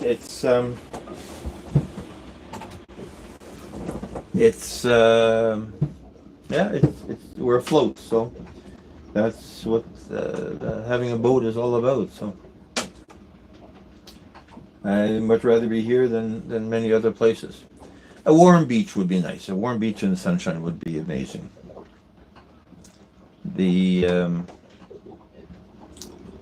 We live close to a beach, so we're out for a walk there yesterday. And yesterday was nice here. It wasn't that warm, but it was probably 20 Celsius. A bit of wind, but it was in the sunshine. It was wonderfully warm, and people are out starting to walk barefoot on the beach. They trying to get into the feeling of summer. Now, the thing about walking barefoot is, if you live there, you don't need to walk barefoot. If you're just in for a visit, then you need to walk barefoot because you're trying to take advantage of the feeling of sand on your toes. And so people were out in walking in the sand. There's a song about that. Walking in the sand, walking hand in hand. We're not going to walk on the sand today because there's just too much rain.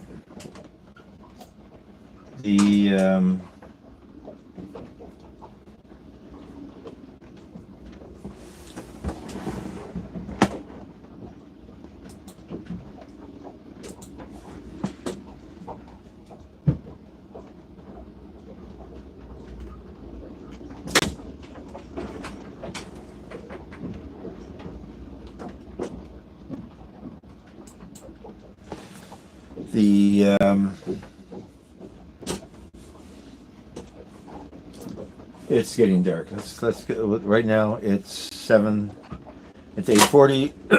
We'll give it 10 more minutes. Then we'll bring it inside. We'll clean up a piece of this boat so that it looks decent. And we'll aim the camera at this area here. We got some ropes there, so it looks very boaty. We'll put this right here on the floor, get it out of the way, and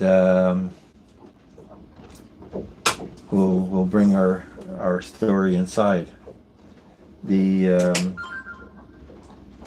wondering how much rain. Sorry, not how much rain, but how much wind we're actually getting, because I feel the boat bouncing around a little bit, but I don't feel any. I don't hear rain.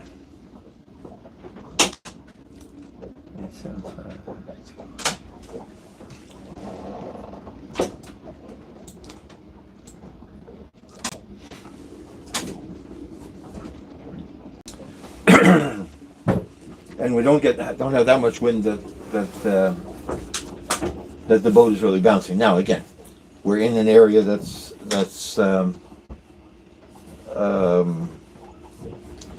got a lot of protection, because the water level is below the level of the land, of course, and there's trees on three sides.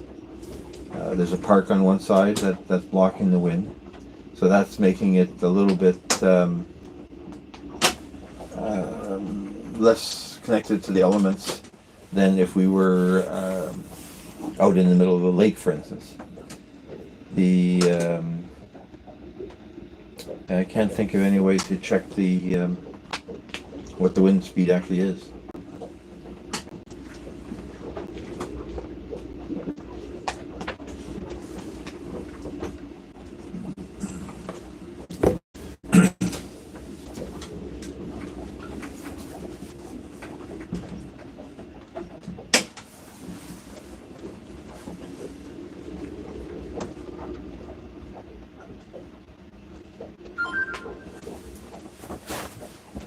So for watching, yeah, so leave a comment, leave a like.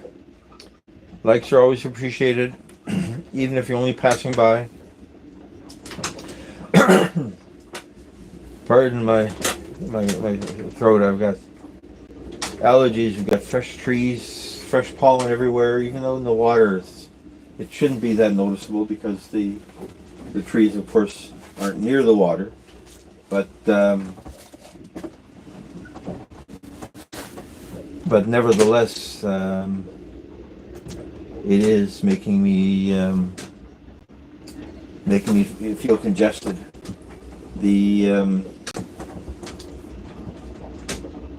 How do we want to do this with this phone?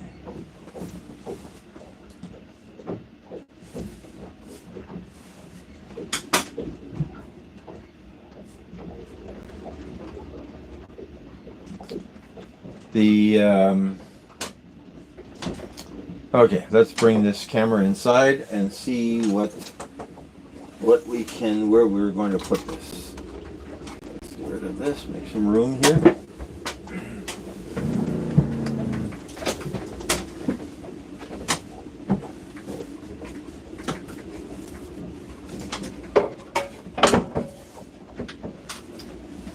Let's see. Okay, let's bring this in.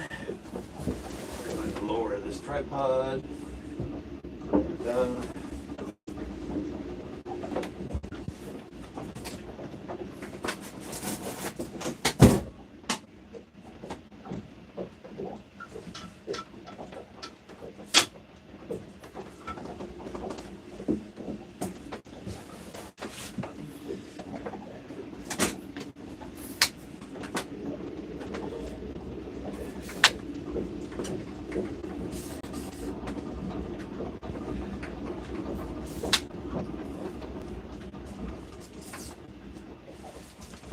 Let's see what we can do here.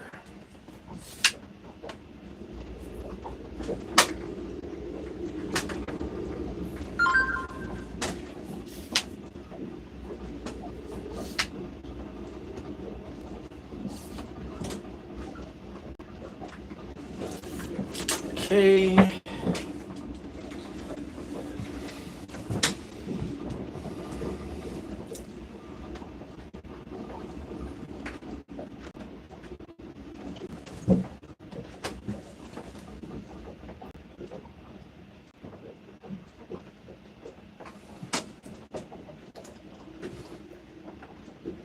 Why don't we swipe this around? That way we can control what we're seeing better. Okay, let's see. How do we do this? I don't like that. That's too high. That's too high. Let's make this lower.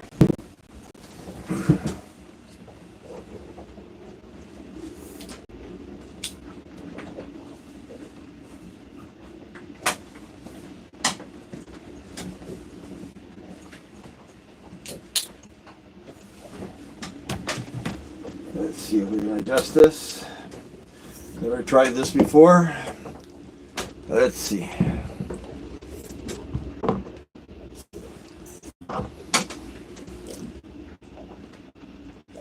Okay, so there we got it.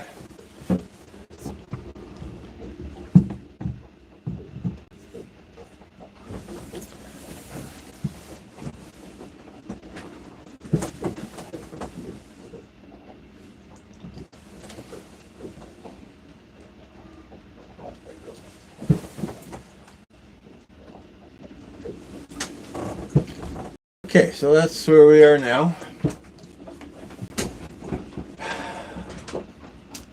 Welcome to the inside of the boat. Hey, Rusty, you're back. Yeah, what kind of sailboat? This is a, I gotta change that because I just see myself. I want to change the camera. Let me just think of how I'm gonna do that. I'm gonna stick the camera in a drink holder. How about that? Wonder how that would work. Let's put the camera in a drink holder.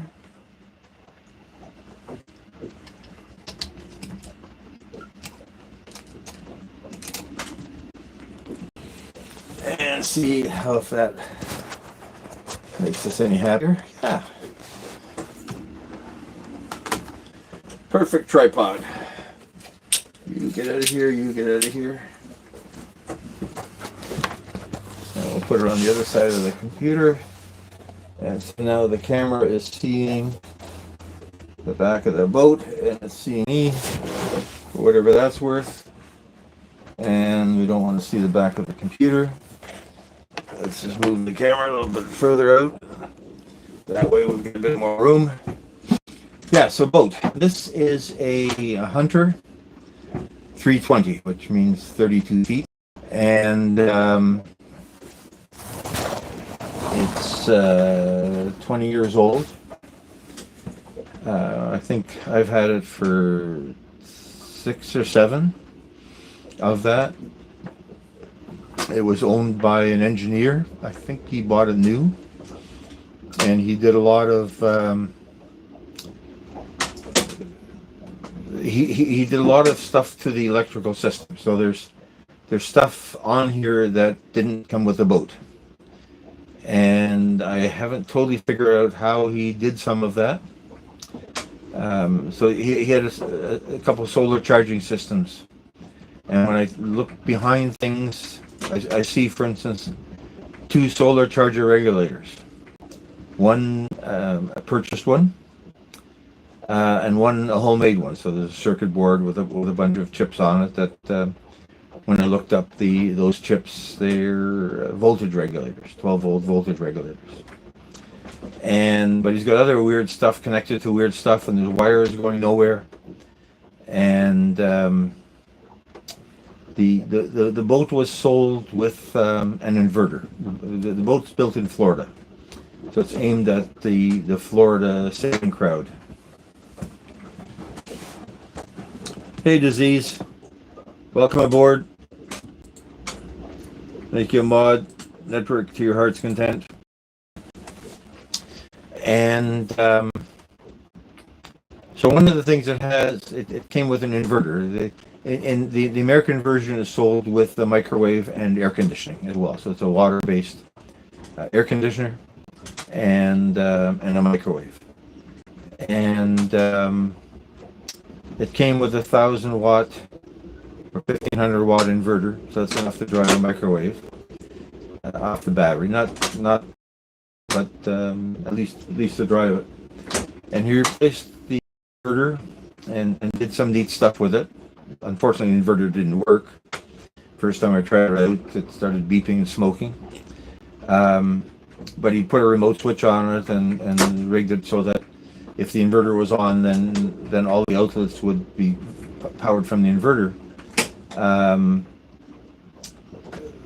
If it all worked, but it didn't all work. So now I've got to still take that apart and put it back so that the shore power, the main dock electricity, flows to the outlets, and if there's and that's it. And if you want to plug something in, then the inverter will have its own separate outlet, and it'll have a switch to turn it on or off, because there's no point in having the inverter idling, even if it's not drawing any power. It's still going to draw some amperage from the batteries that you don't want to waste. There's no point if you've got nothing plugged in. So I've got to take that thing apart, and of course the challenge is not getting electrocuted in the process, because it's there's open connections, for instance. It's not, there's junction boxes and circuit boxes and stuff like that. It's a little bit more jury-rigged in some places. So that's something to keep in mind. And at first I started looking at it, then I figured, nah, it's not worth spending time thinking about. But then in the winter, I had troubles with the batteries were discharging over the winter. Now, some people take their batteries home, but batteries are heavy, and they're a pain to take home just to keep them warm. So I just leave them in the boat all winter and come down and charge them up a couple of times over the winter. But here they're running down, drawing current in some way, and I was trying to figure out what there might be that was where there was current when everything was turned off and all the switches were off. And I still haven't totally found everything, but some people may have heard, I talked about this before, that the one set of batteries is sealed, so you can't check whether there's water or no water. They're supposed to be good for life, and the life is their life, so when they run dry, they're dead, right? But they probably have a 10-15 year life, and I'm pretty sure some of these batteries are 20 years old. The other set of batteries that were put in by the engineering guy, he put in two big 220 amp 6-volt deep cycle batteries in series. So two 6-volt batteries in series is 12 volts. And these are batteries that are not sealed. So they have the caps over the cells, and you can open them up and see if there's not any water in there. And I thought to myself, hey LJ, welcome aboard. Let's make you a mod as well, network as you wish. So the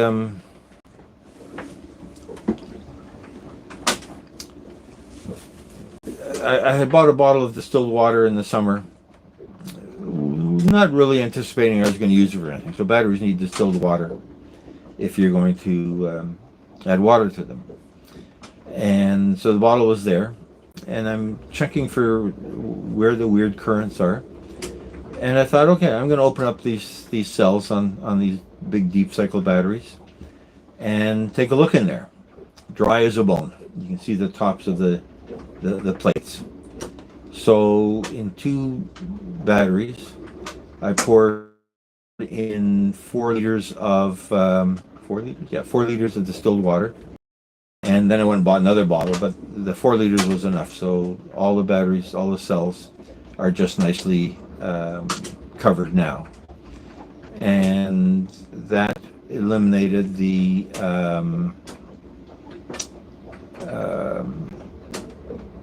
the voltage run down. So there might not actually have been a voltage current. It may simply have been that the batteries were too dry, and the plates, there wasn't enough water on the plates to keep them going.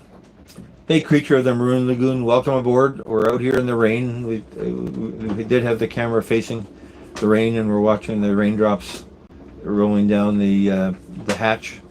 But that got boring once it got so dark that we couldn't see anything. So now we're inside, but we're out on the boat because good weather or bad weather, I'd rather be sitting on the boat and have this conversation with you guys than sitting in my basement having the same conversation. And even though we're not going anywhere, and it's a little bit chilly, I don't know how many layers I've got on here. It's a bit chilly, but it's still a nice. It's a nice thing to do, to sit on the boat and listen to the wind and the rain. I don't hear rain. I don't hear rain anymore. It doesn't mean that we aren't having rain. There's the smacking sound you hear from time to time is there's a canvas cover over the cockpit door that's banging because the wind is blowing it against the boat.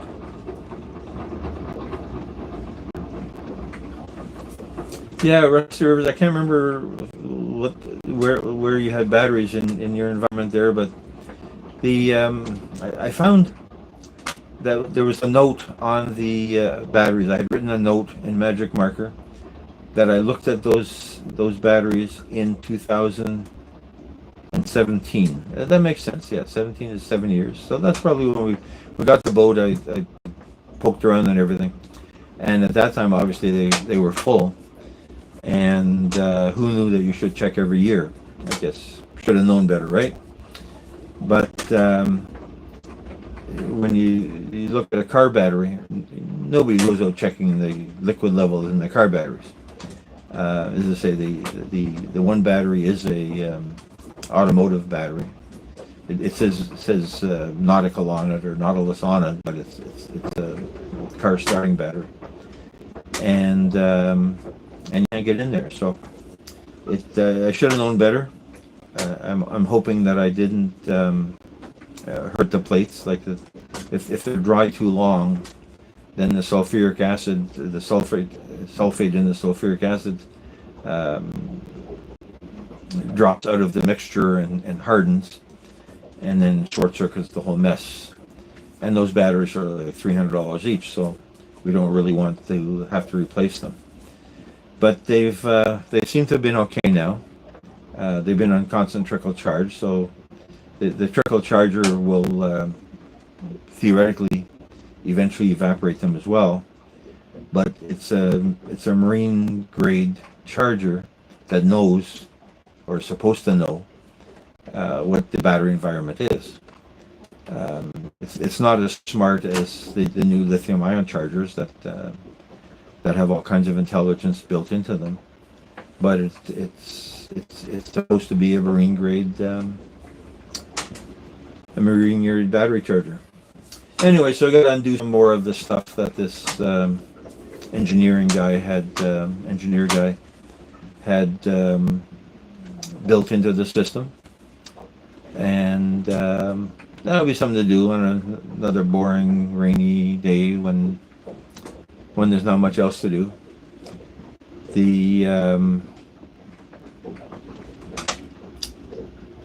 But it's not a high priority.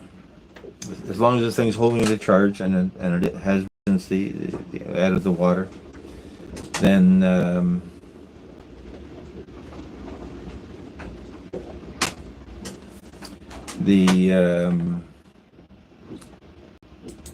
we're going to be happy with leaving those batteries in there as long as we can.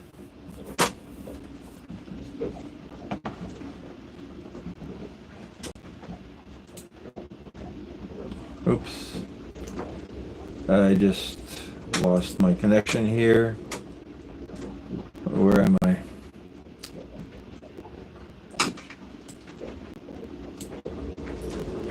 Oh, Firefox is installing updates. So, hey Giovanni, thanks for coming aboard.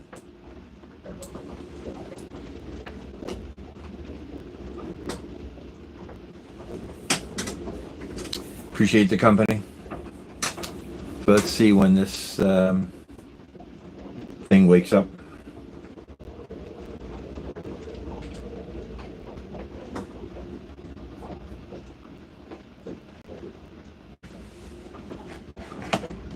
Okay, Firefox, what are you doing to me here?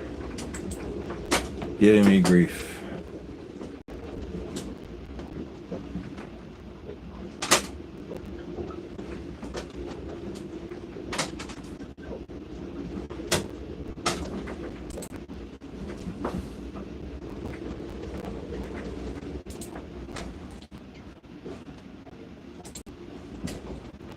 Let's get back to this guy here. Okay, we're live. Bear with me while I figure out what my computer did to me.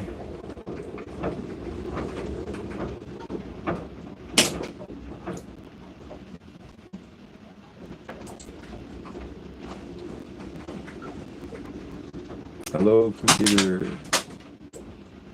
I hate computers.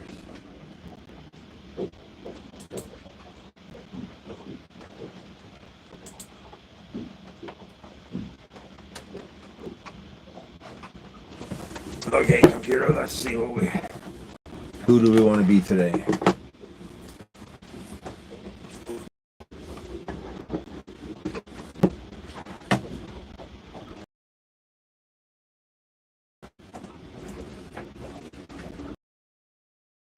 That's not who we want to be.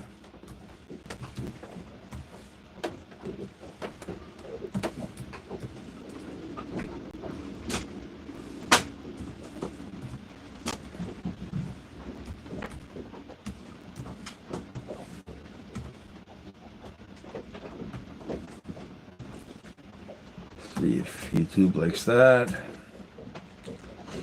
Yeah, they like that.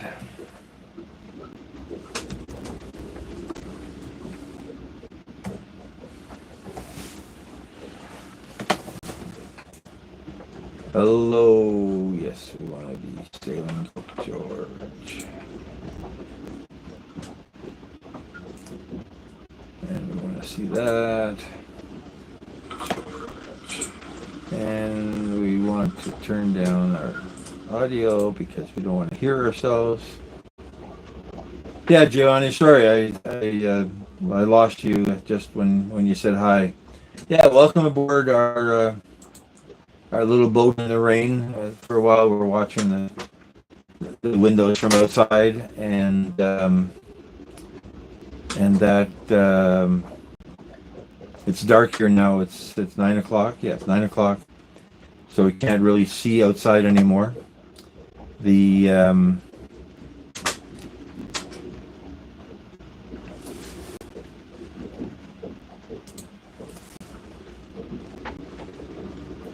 okay, so that's what we wanted to do there. We wanted to make a change in our good friend Firefox here.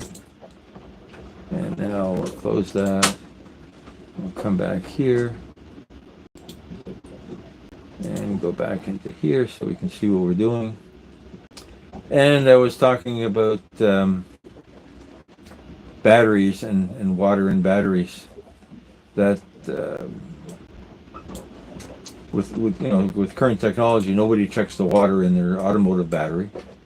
You just assume that it's going to be working without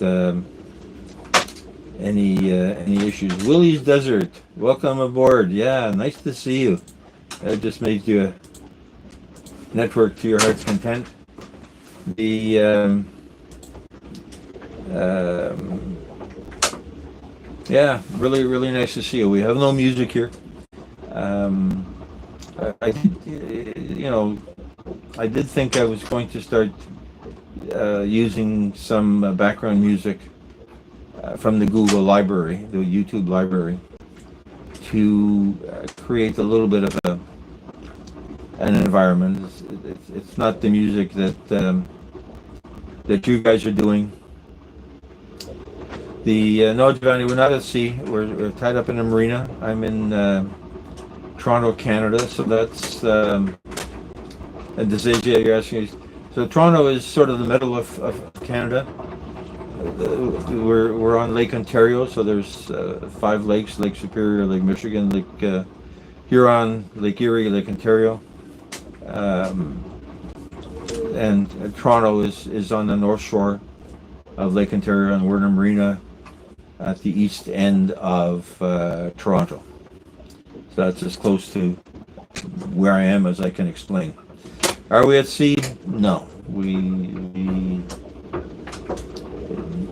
don't.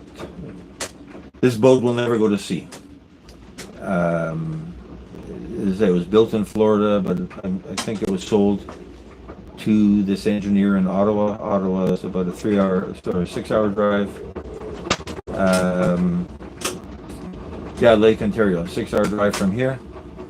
And he would have had it on the Ottawa River. So the Ottawa River is a big river. The boat will never have been at sea, and it will never be at sea with me either. Unfortunately for the boat, I'm sure the boat would like to be out. The boat was built in Florida. It was designed for the Florida Ocean, Caribbean Sea, Gulf of Mexico or Gulf of America, whatever we're calling it this week. So Rusty, if you're out there, then that's where this boat was designed for. So it's not huge wind, it's not huge seas, but it is open water.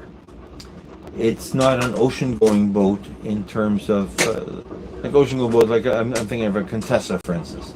So a Contessa is British, Norwegian, but these are full keel boats, and the rudder is on a skeg connected to the keel, so that it can't get broken off in the middle of the ocean. For instance, it's got whereas this boat is much more fragile. Let's call it much more of a toy, and it's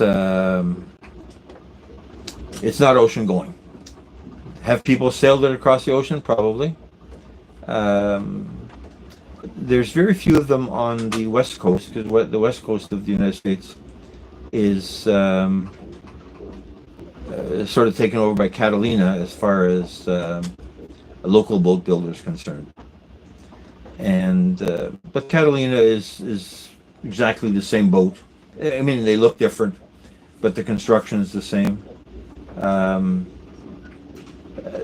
have a lot of friends with Catalina 35s, so it's roughly the same boat as this.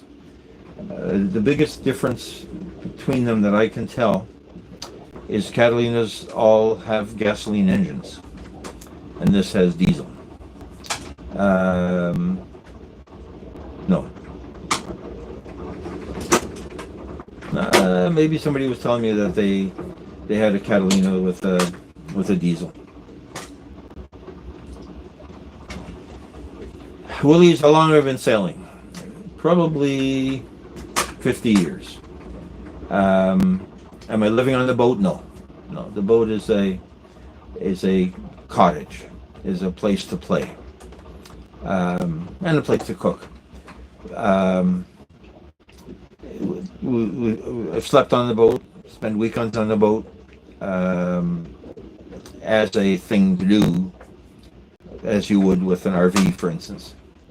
But like vehicles, it's we're not living on it. There are people in the marina that are living on their boats. It's not that big. But, there's a guy across the dock. He's single. His objective is to move his boat to Vancouver when he retires. He's a teacher. When he Vancouver, the weather is better. It's on the ocean. It doesn't freeze to the same extent, and it's a whole different sailing environment. I told the story, I think, last time, that the only time I sailed in Vancouver, I rented a boat.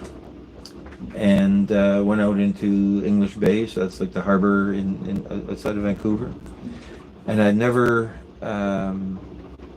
sailed in a tide. I didn't know what a tide was. I mean, I know what a tide is, but a tide was never part of my life. We don't have tides in the Great Lakes.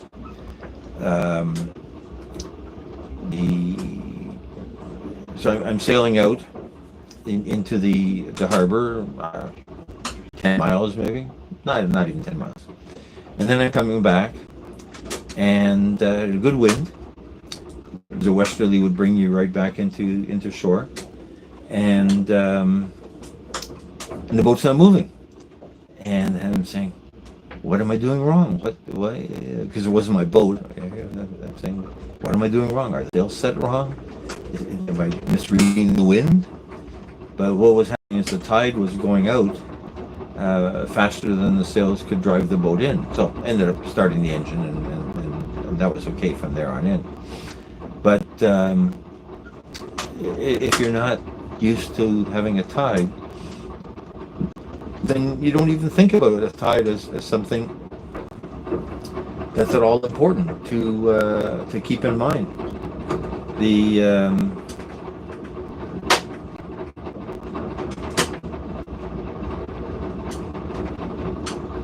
Yeah, but this is diesel. I guess the wind is picking up. I feel more motion in the boat, bouncing around more, and I feel more wind noise in the rigging. But I don't know. I can't change. I can't check the wind speed. I have an app on the phone, but if I get to go to that app, then I lose my my connection. I don't know if I can go out on the computer. Let's see if we can find.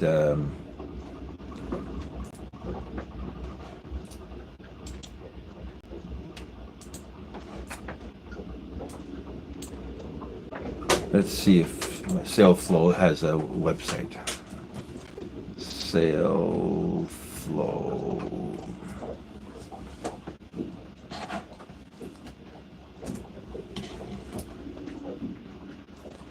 Don't miss a day on the water. No, it's a pump.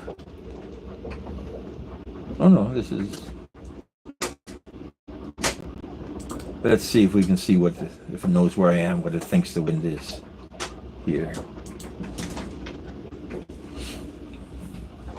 Normally, it's an app on my phone, and we use it regularly because it provides a good forecast of the wind, and it provides a history of what the wind and weather were like for the last couple of days. And in this area, it gives us sort of a localized indication for a bunch of areas that I guess it's still loading. So let's see if it wakes up here, and I'll have an idea of what our how much wind it thinks there is. Yeah, the wind is really blowing the mast around. So, okay, so where is it giving me wind for? California. Is this California? Oh, Florida. So it's giving me the wind for Florida. I don't want Florida. I want Great Lakes. So let's see if we can find the Great Lakes on this map here. No wonder it was so slow to load. Okay, there's Great Lakes. There's Toronto. Let's see if it comes up with any indication of what the wind is doing here.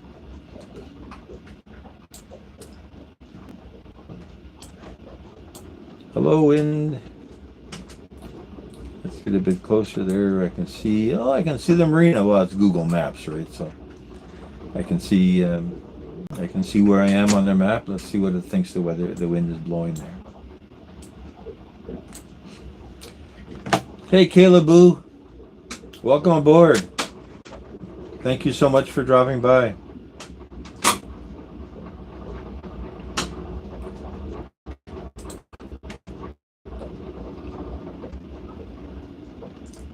Thank you so much for dropping by. My computer has slowed down a bit here because I'm trying to download a wind app. Okay, so it's claiming here 23. Is this knots or kilometers? Well, how can I tell what it's doing here? Is it coming to me in miles per hour? So 23 miles per hour, so that's 23 knots. We're protected a little bit by the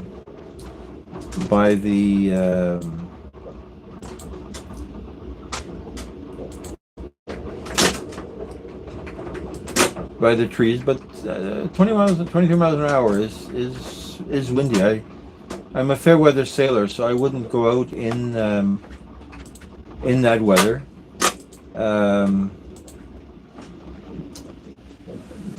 Once upon a time, I did race boats, and racers like heavy winds.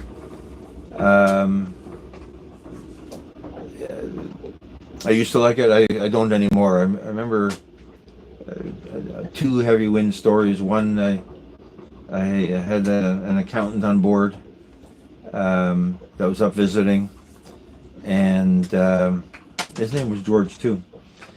And the wind got sort of bad, so we took down the sails and wanted to start the motor. And I said, George, start the engine. And he turned the key so hard he broke off the key. Now it still started, but yeah, he was concerned. And the other time, I had another guest on board. It's a woman that was, I guess, also an accountant, and we wanted to take the sail down. So we had a big, colorful drifter out, and somehow we got that wrapped around the forestay, and it wouldn't come down. So that was a bit of a challenge in a bit of a wind to get that sail down, because it was pushing us, heeling over a little bit more, and I didn't want to, scare the daylights out of people. It was a little bit of a scare. So I'm a fair weather sailor. I like to say, if I can't see the CN Tower, I've gone too far. And we like 10 knots of wind. That's 10 miles an hour, 15 kilometers. This boat is well in that weather, and it's an enjoyable sail. We're not fishing for a living. We don't need to get out and fight the sea. We're not Ernest Hemingway. So the objective is to enjoy it, make it an enjoyable trip for guests, some of whom have been out many times, and some of whom have never been on a boat. And we want people to want to come back without it having been an ordeal.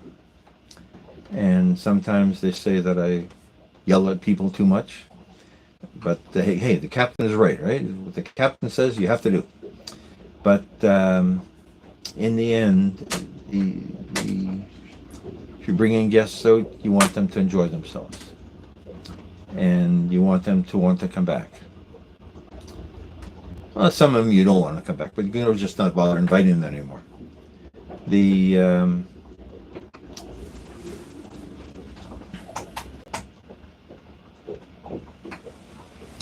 It's always fun. We've had the boat full of young people. We've had the boat full of old people. The kids have invited their friends. So it's a toy. Ooh, it's dark outside. I can't see a thing anymore. I can't see the back of the boat from where I am inside, but that's because the cockpit door is dark plexiglass, and we can't. I'm getting reflections of me in that window. Hey, Willies.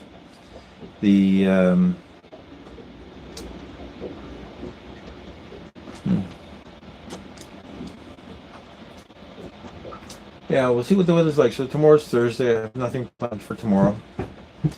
Um, I guess upload another recipe. I've got a chicken chow mein,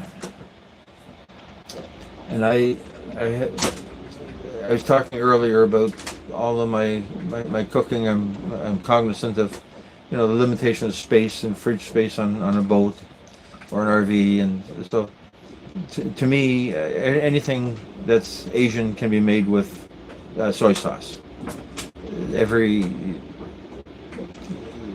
You don't need 32 different kinds of sauces to make something. And but I decided I was gonna splurge a bit, and I bought a bottle of hoisin sauce. Now again, it wants to be refrigerated, so that's an issue. Soy sauce doesn't need refrigeration, and I'm gonna go and buy myself some oyster sauce. So soy sauce is very sweet, I discovered, but I love the taste. So it's going to feature in a few items. And so the chicken chow mein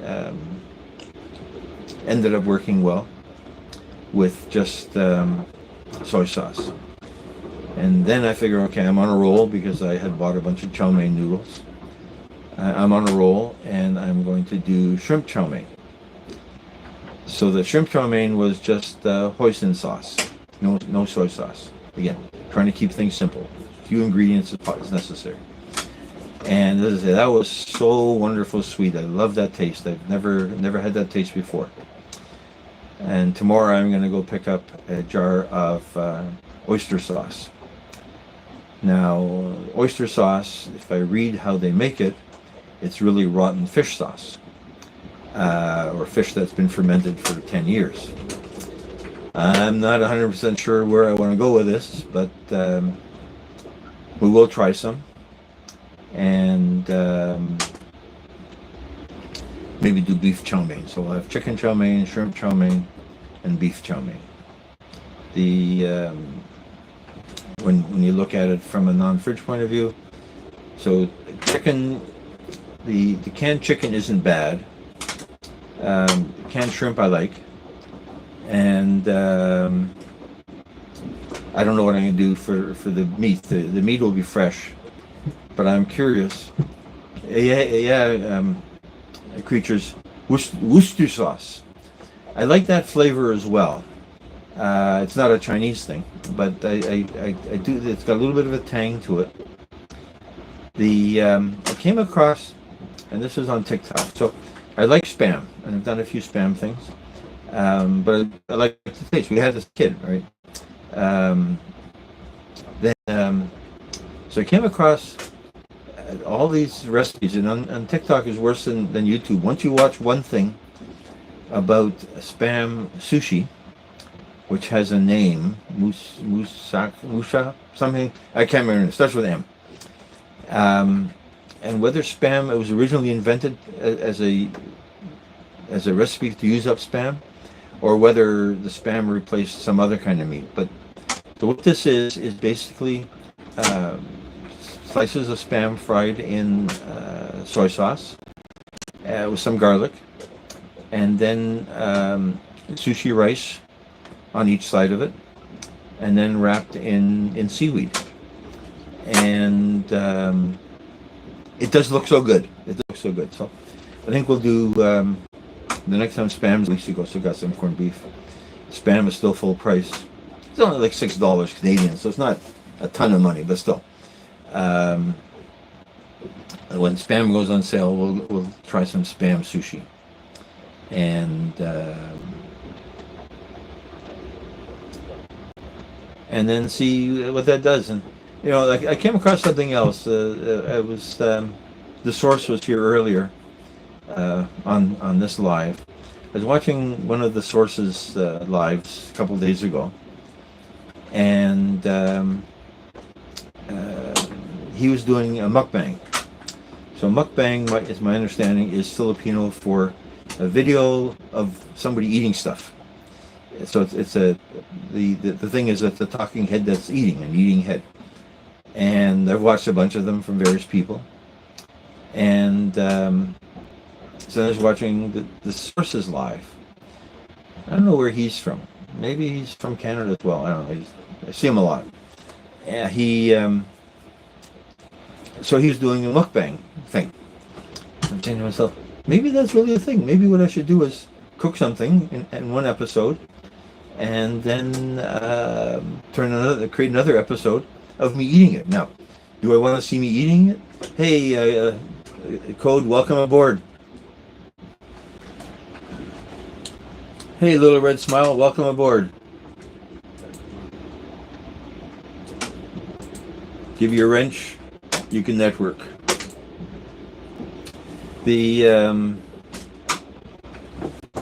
So I'm watching some of these guys, and it's an Asian thing. So I'm watching some of these guys, and they're gulping down like trays of sushi or trays of chow mein, and I'm saying to myself, is there an audience? But I'm watching it, and you see people with like thousands of followers and thousands of likes, and just remember to press the like button there, Little Red. So eating on as a television entertainment activity. I don't know. I mean, I did the spam burger, and I ended up eating it at the end because it looked so good, and I really wanted to taste it. And I recorded that, and then it didn't look super gross.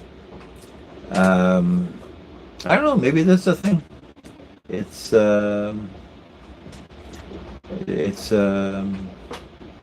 there's some wild and wonderful things on the internet.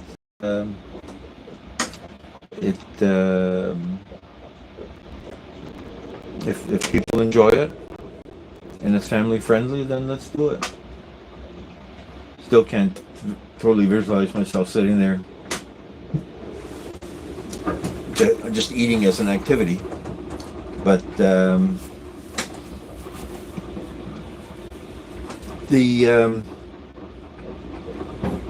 if Willie's is still around here,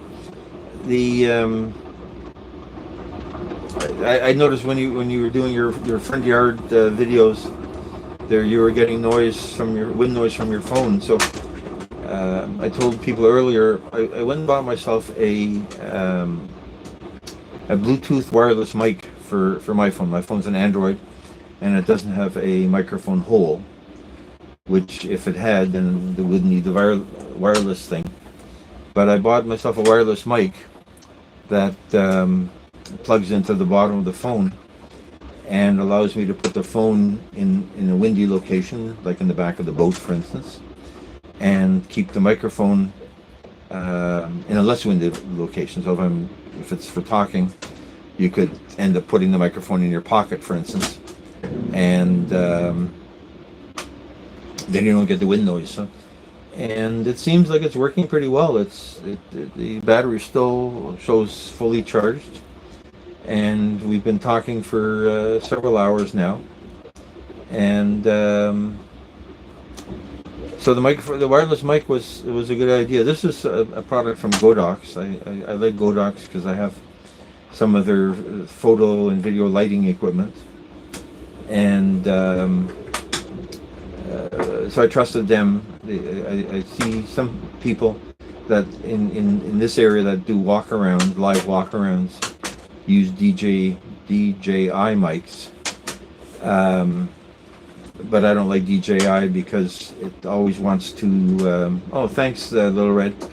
I sort of listened to myself at one point, but I get this echo and it starts getting feedback. So yeah, thanks for that feedback.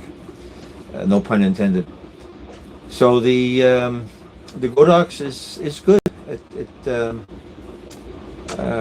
It is good. The only thing I noticed, it fits in the bottom of the phone, and it's got a little button at the bottom for pairing and power. And I picked up the phone, and I had put it down and pushed the button on the phone, and I lost the microphone connection until I figured out what was wrong with that. So I I think it's a good tool. It's like 80 something Canadian, so 60, 70 US, depending on tariffs at this point. But I think it's a good addition to the set of tools. I mean, it would have been nicer if Samsung had simply left the microphone plug in the bottom of the phone.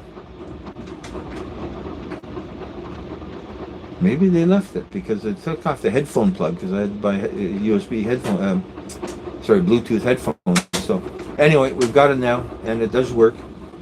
And its objective for me is really to be able to put the phone in a location where there's wind, and the microphone keep it out of the wind, and still be able to record either a voiceover. And I had recorded some waves because I wanted the sound effects of waves for a video, and I ended up with a lot of thanks, Angelic Alchemist. I wanted the waves. Now the problem is, when you get decent waves, you also have wind. And this way, I'll be able to record the visual of the waves, but I'll keep the microphone in my pocket where there's no wind, and it will see if it reconnects. Okay, it came back. So let's see what.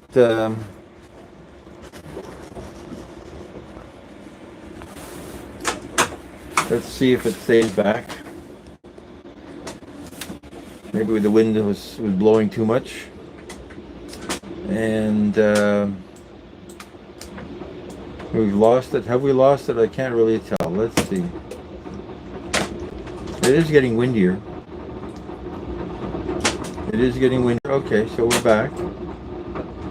I guess it's the same live. We haven't lost the live. Yeah, it's the same live. We haven't lost the live. We've got me fiddling around with the phone trying to figure out what the problem was. But we're back.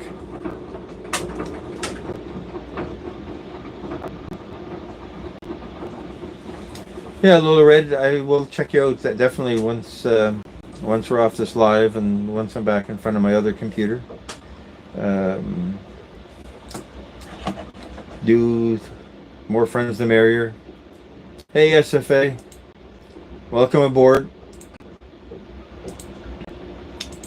We lost a little bit there. We lost the connection.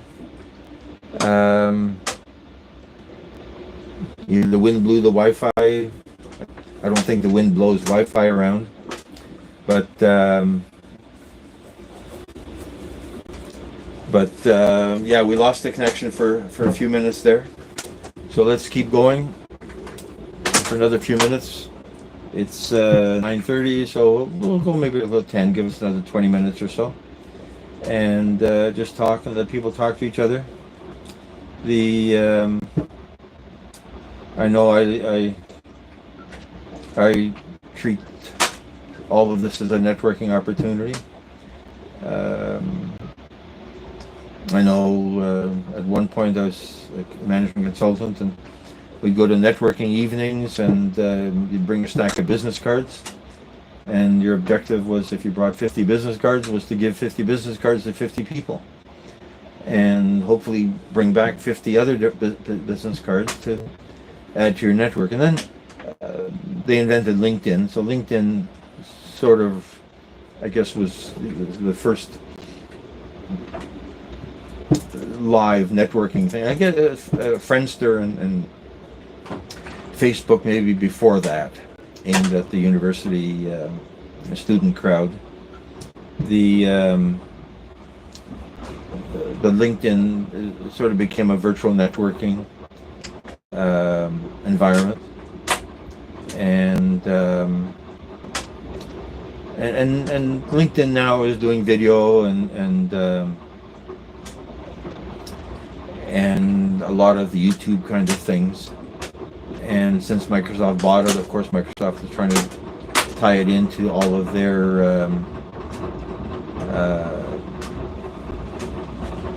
activity aimed at the business crowd. I'm going to see if I can find that weather channel, wind channel, to see how windy it is here. We're bouncing around more than we were a few minutes ago. Where is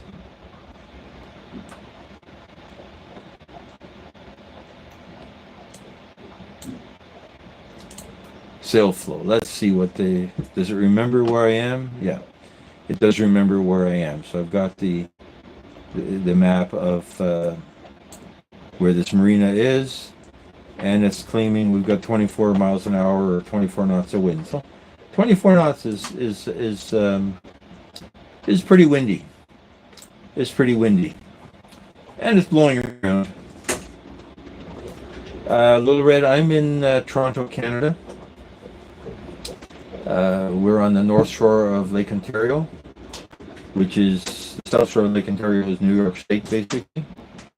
And we're right on Toronto is right on Lake Ontario, and we're in Toronto. A place called the Leslie Spit. The Leslie Spit is it's a man-made peninsula that is basically the dirt that was dug out of the subway in Toronto when they built the subway in the 1950s, and it's a big park, and they built this marina there that is nicely protected. We got trees on each side, so there's wind, but it's a nice place. We don't get hurricanes or tornadoes. I guess we get one tornado every 10 years, 20 years, but there hasn't been a tornado in the Toronto area in 100 years. We'll hear about 100-kilometer winds, so that's 50 miles an hour, which is windy, without a doubt. 50 miles an hour is, as a friend of mine would say, who's a sailor, you're blowing the chain off the dog. No, blowing the dog off the chain, sorry. He's a sailor that sails the Star. So the Star sailboat is an Olympic sailboat. He's tried out for the Olympic teams in Canada. Has not been accepted, but he's good enough to make the tryouts. Last tryout he was in was in Florida, probably several years ago. But the Star is like a 25-foot huge sail, a small cockpit, very very big keel, so it handles a lot of wind, and keeps keeps the boat afloat. So he's the guy with the blowing the dog off the chain command. I would have thought a sailor would use a different expression for describing how much wind there is, but it works. Especially when we used to keep the dog on a chain in the backyard. Now that's considered cruelty to animals. But I grew up in farm country, and the dog had a chain and a doghouse outside, and in the winter he'd sleep in the barn.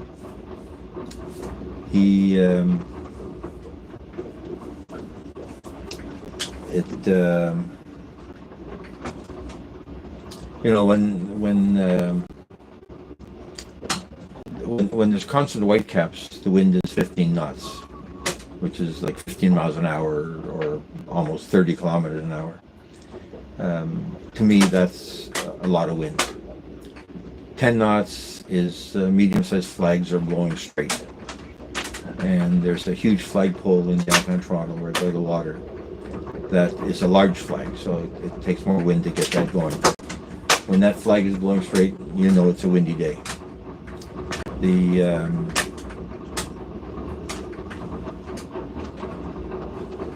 Have I been to Antarctica? No. Do I want to go to Antarctica? Also, no. It's cold. I know people who have gone on cruises, so cruise boats. They go down and then they get in the Zodiac and go out and check out the penguins and take pictures of the edges of the ice floes. Not on my list. I know other people who have gone down again as a tour, but on a sailboat, like a tall ship kind of thing, and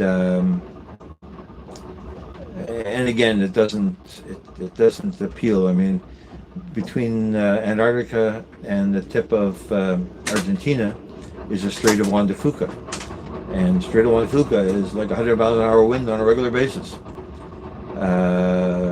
It does not reach out to me and say take this other boat or go in your own boat. I mean, it's not on my list. The ocean sailing, I've sailed in Vancouver area, I've sailed in the Caribbean, I've sailed in Nova Scotia, I've sailed in other parts of the Great Lakes. I can't remember if I ever sailed in California. I seem to remember renting a boat, but maybe there was a hazy memory.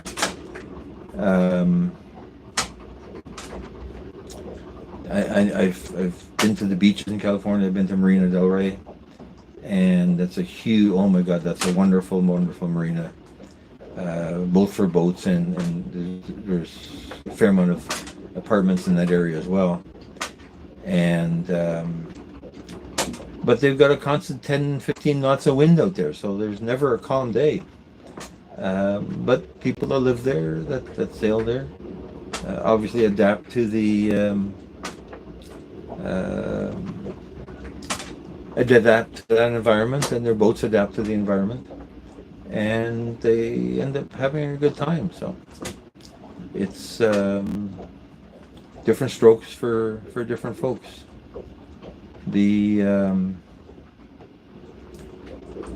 Let's give it another 5 minutes. I think I'm going to start packing up.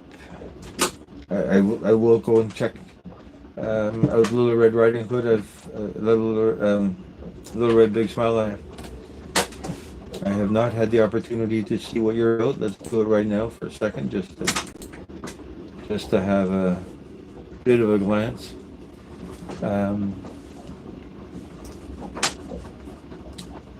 I do like to support the people that support me, and support other people that I've just come across.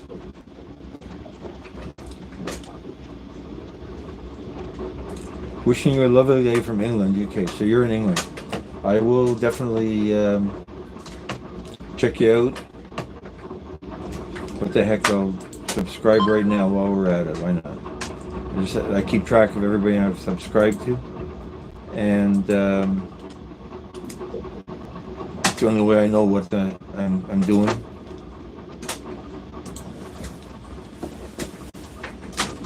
Wonderful. We'll watch more of it later.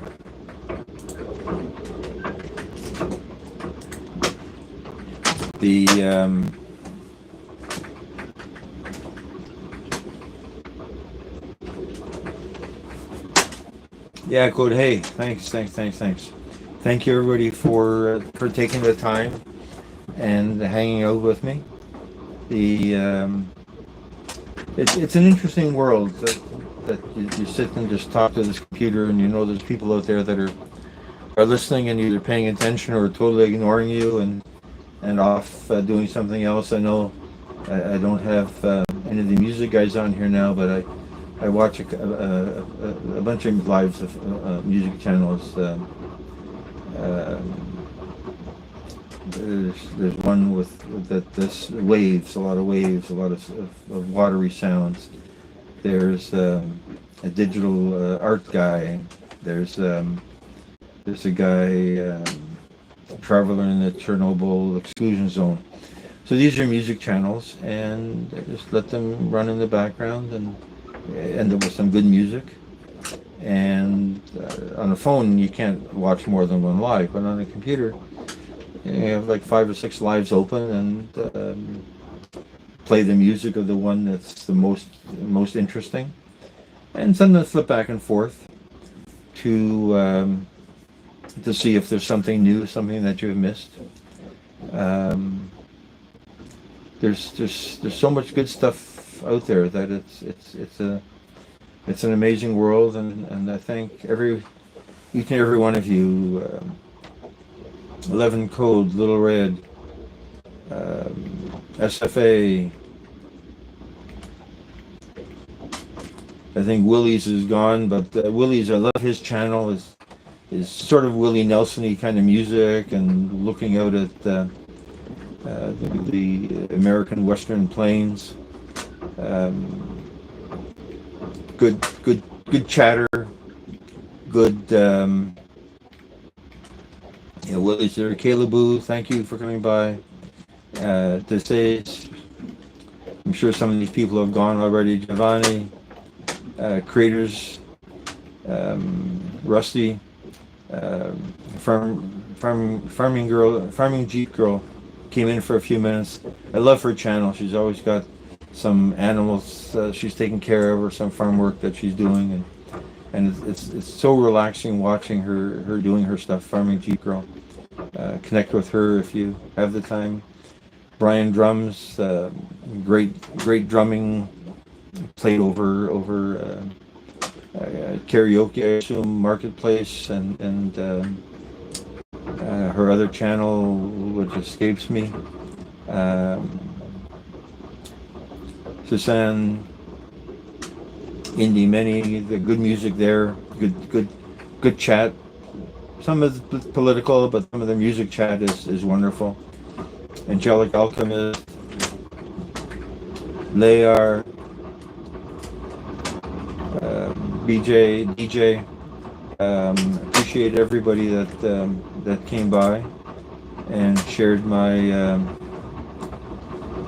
my windy soul, my babble. And I'm going to say good night. All.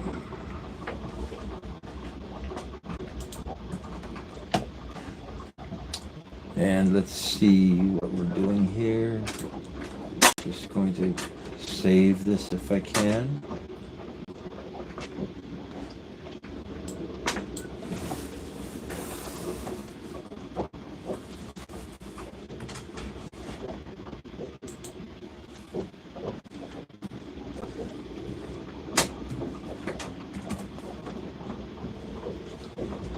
See what we've got here.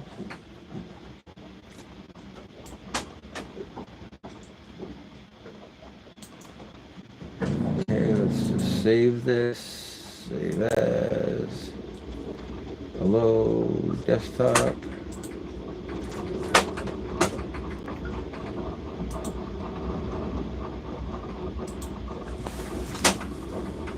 Two, oh, 2, 5. 0521 5 chat.